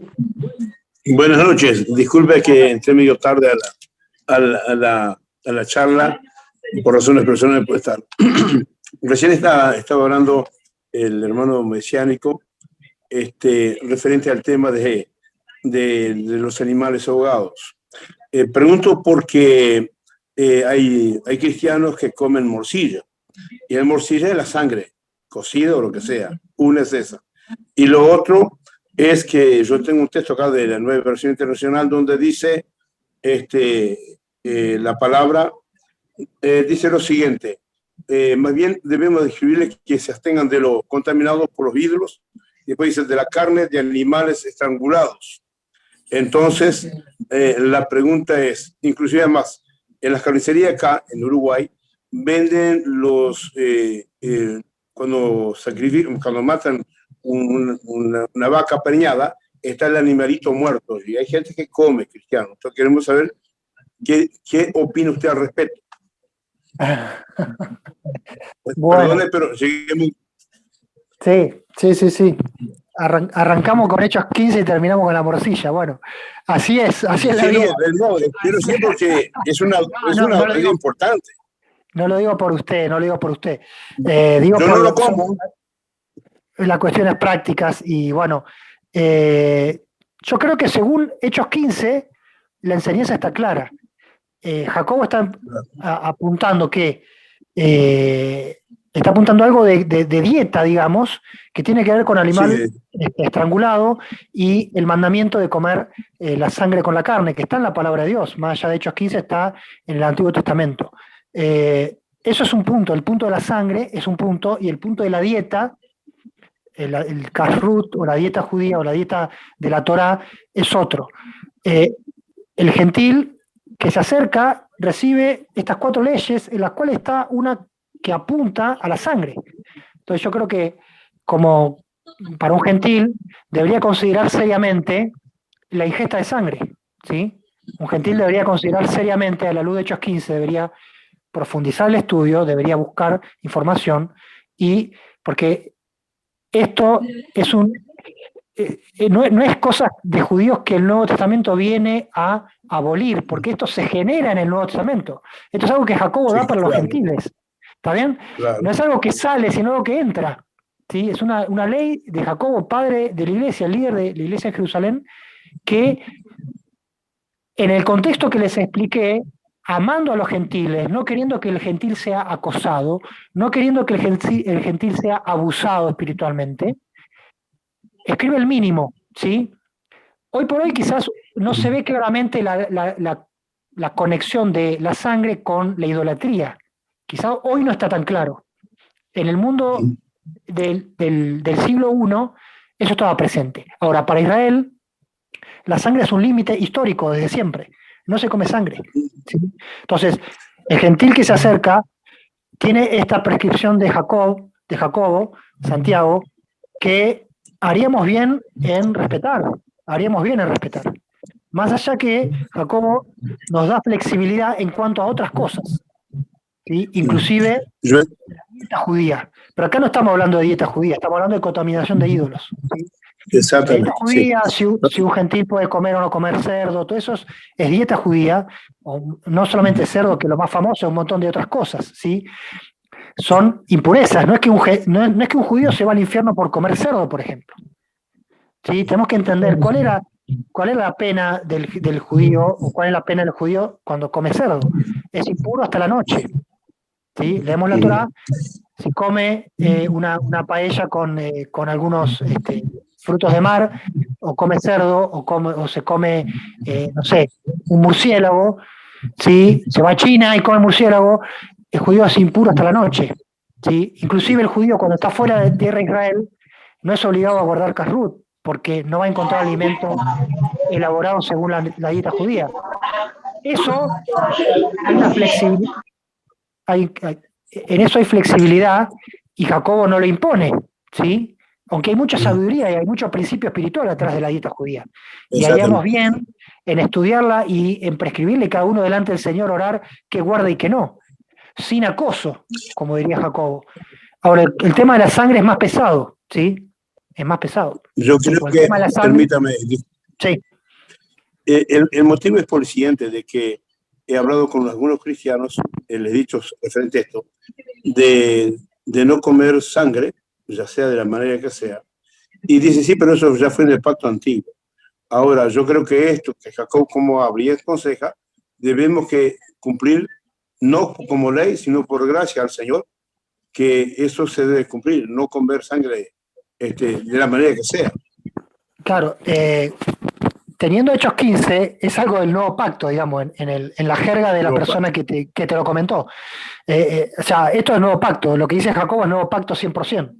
No hay nada acá. Sí. O sea, tiene que ver con principios de contaminación de ídolos, tiene que ver con cosas muy antiguas, pero lo que Jacobo establece es nuevo, porque es para el gentil, que se acerca a Dios por medio de Yeshua. Ahora, el punto está, que tiene que ver con la segunda charla, es que cuán a gusto estamos nosotros, gentiles, con el liderazgo de Jacobo.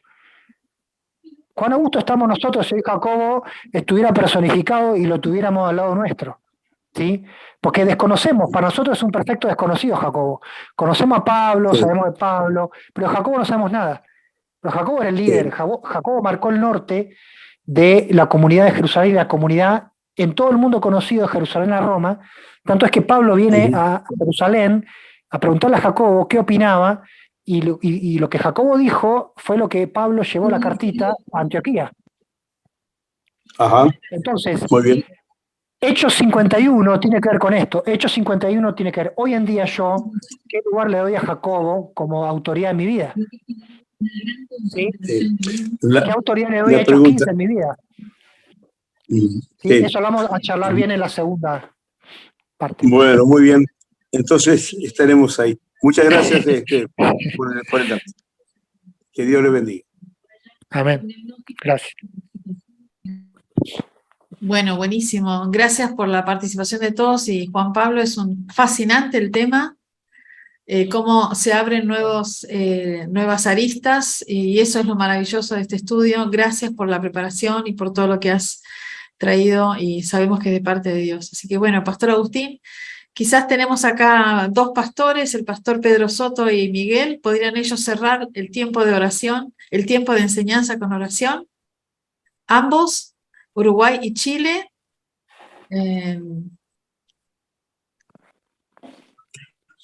Estaremos orando entonces. Amén. Adelante. Señor, gracias te damos por estar en tu presencia y a través de este medio. Señor, la oportunidad de tener siervos tuyos, Señor amado Dios, maestros en la palabra, llenos del Espíritu Santo, que están trayendo enseñanza con sabiduría de lo alto.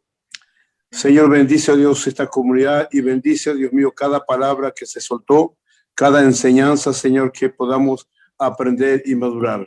Bendice a tu siervo Juan Pablo, Señor, y a todo el equipo, Señor Dios, que están, Señor amado, día a día enseñando y preparando a tu pueblo.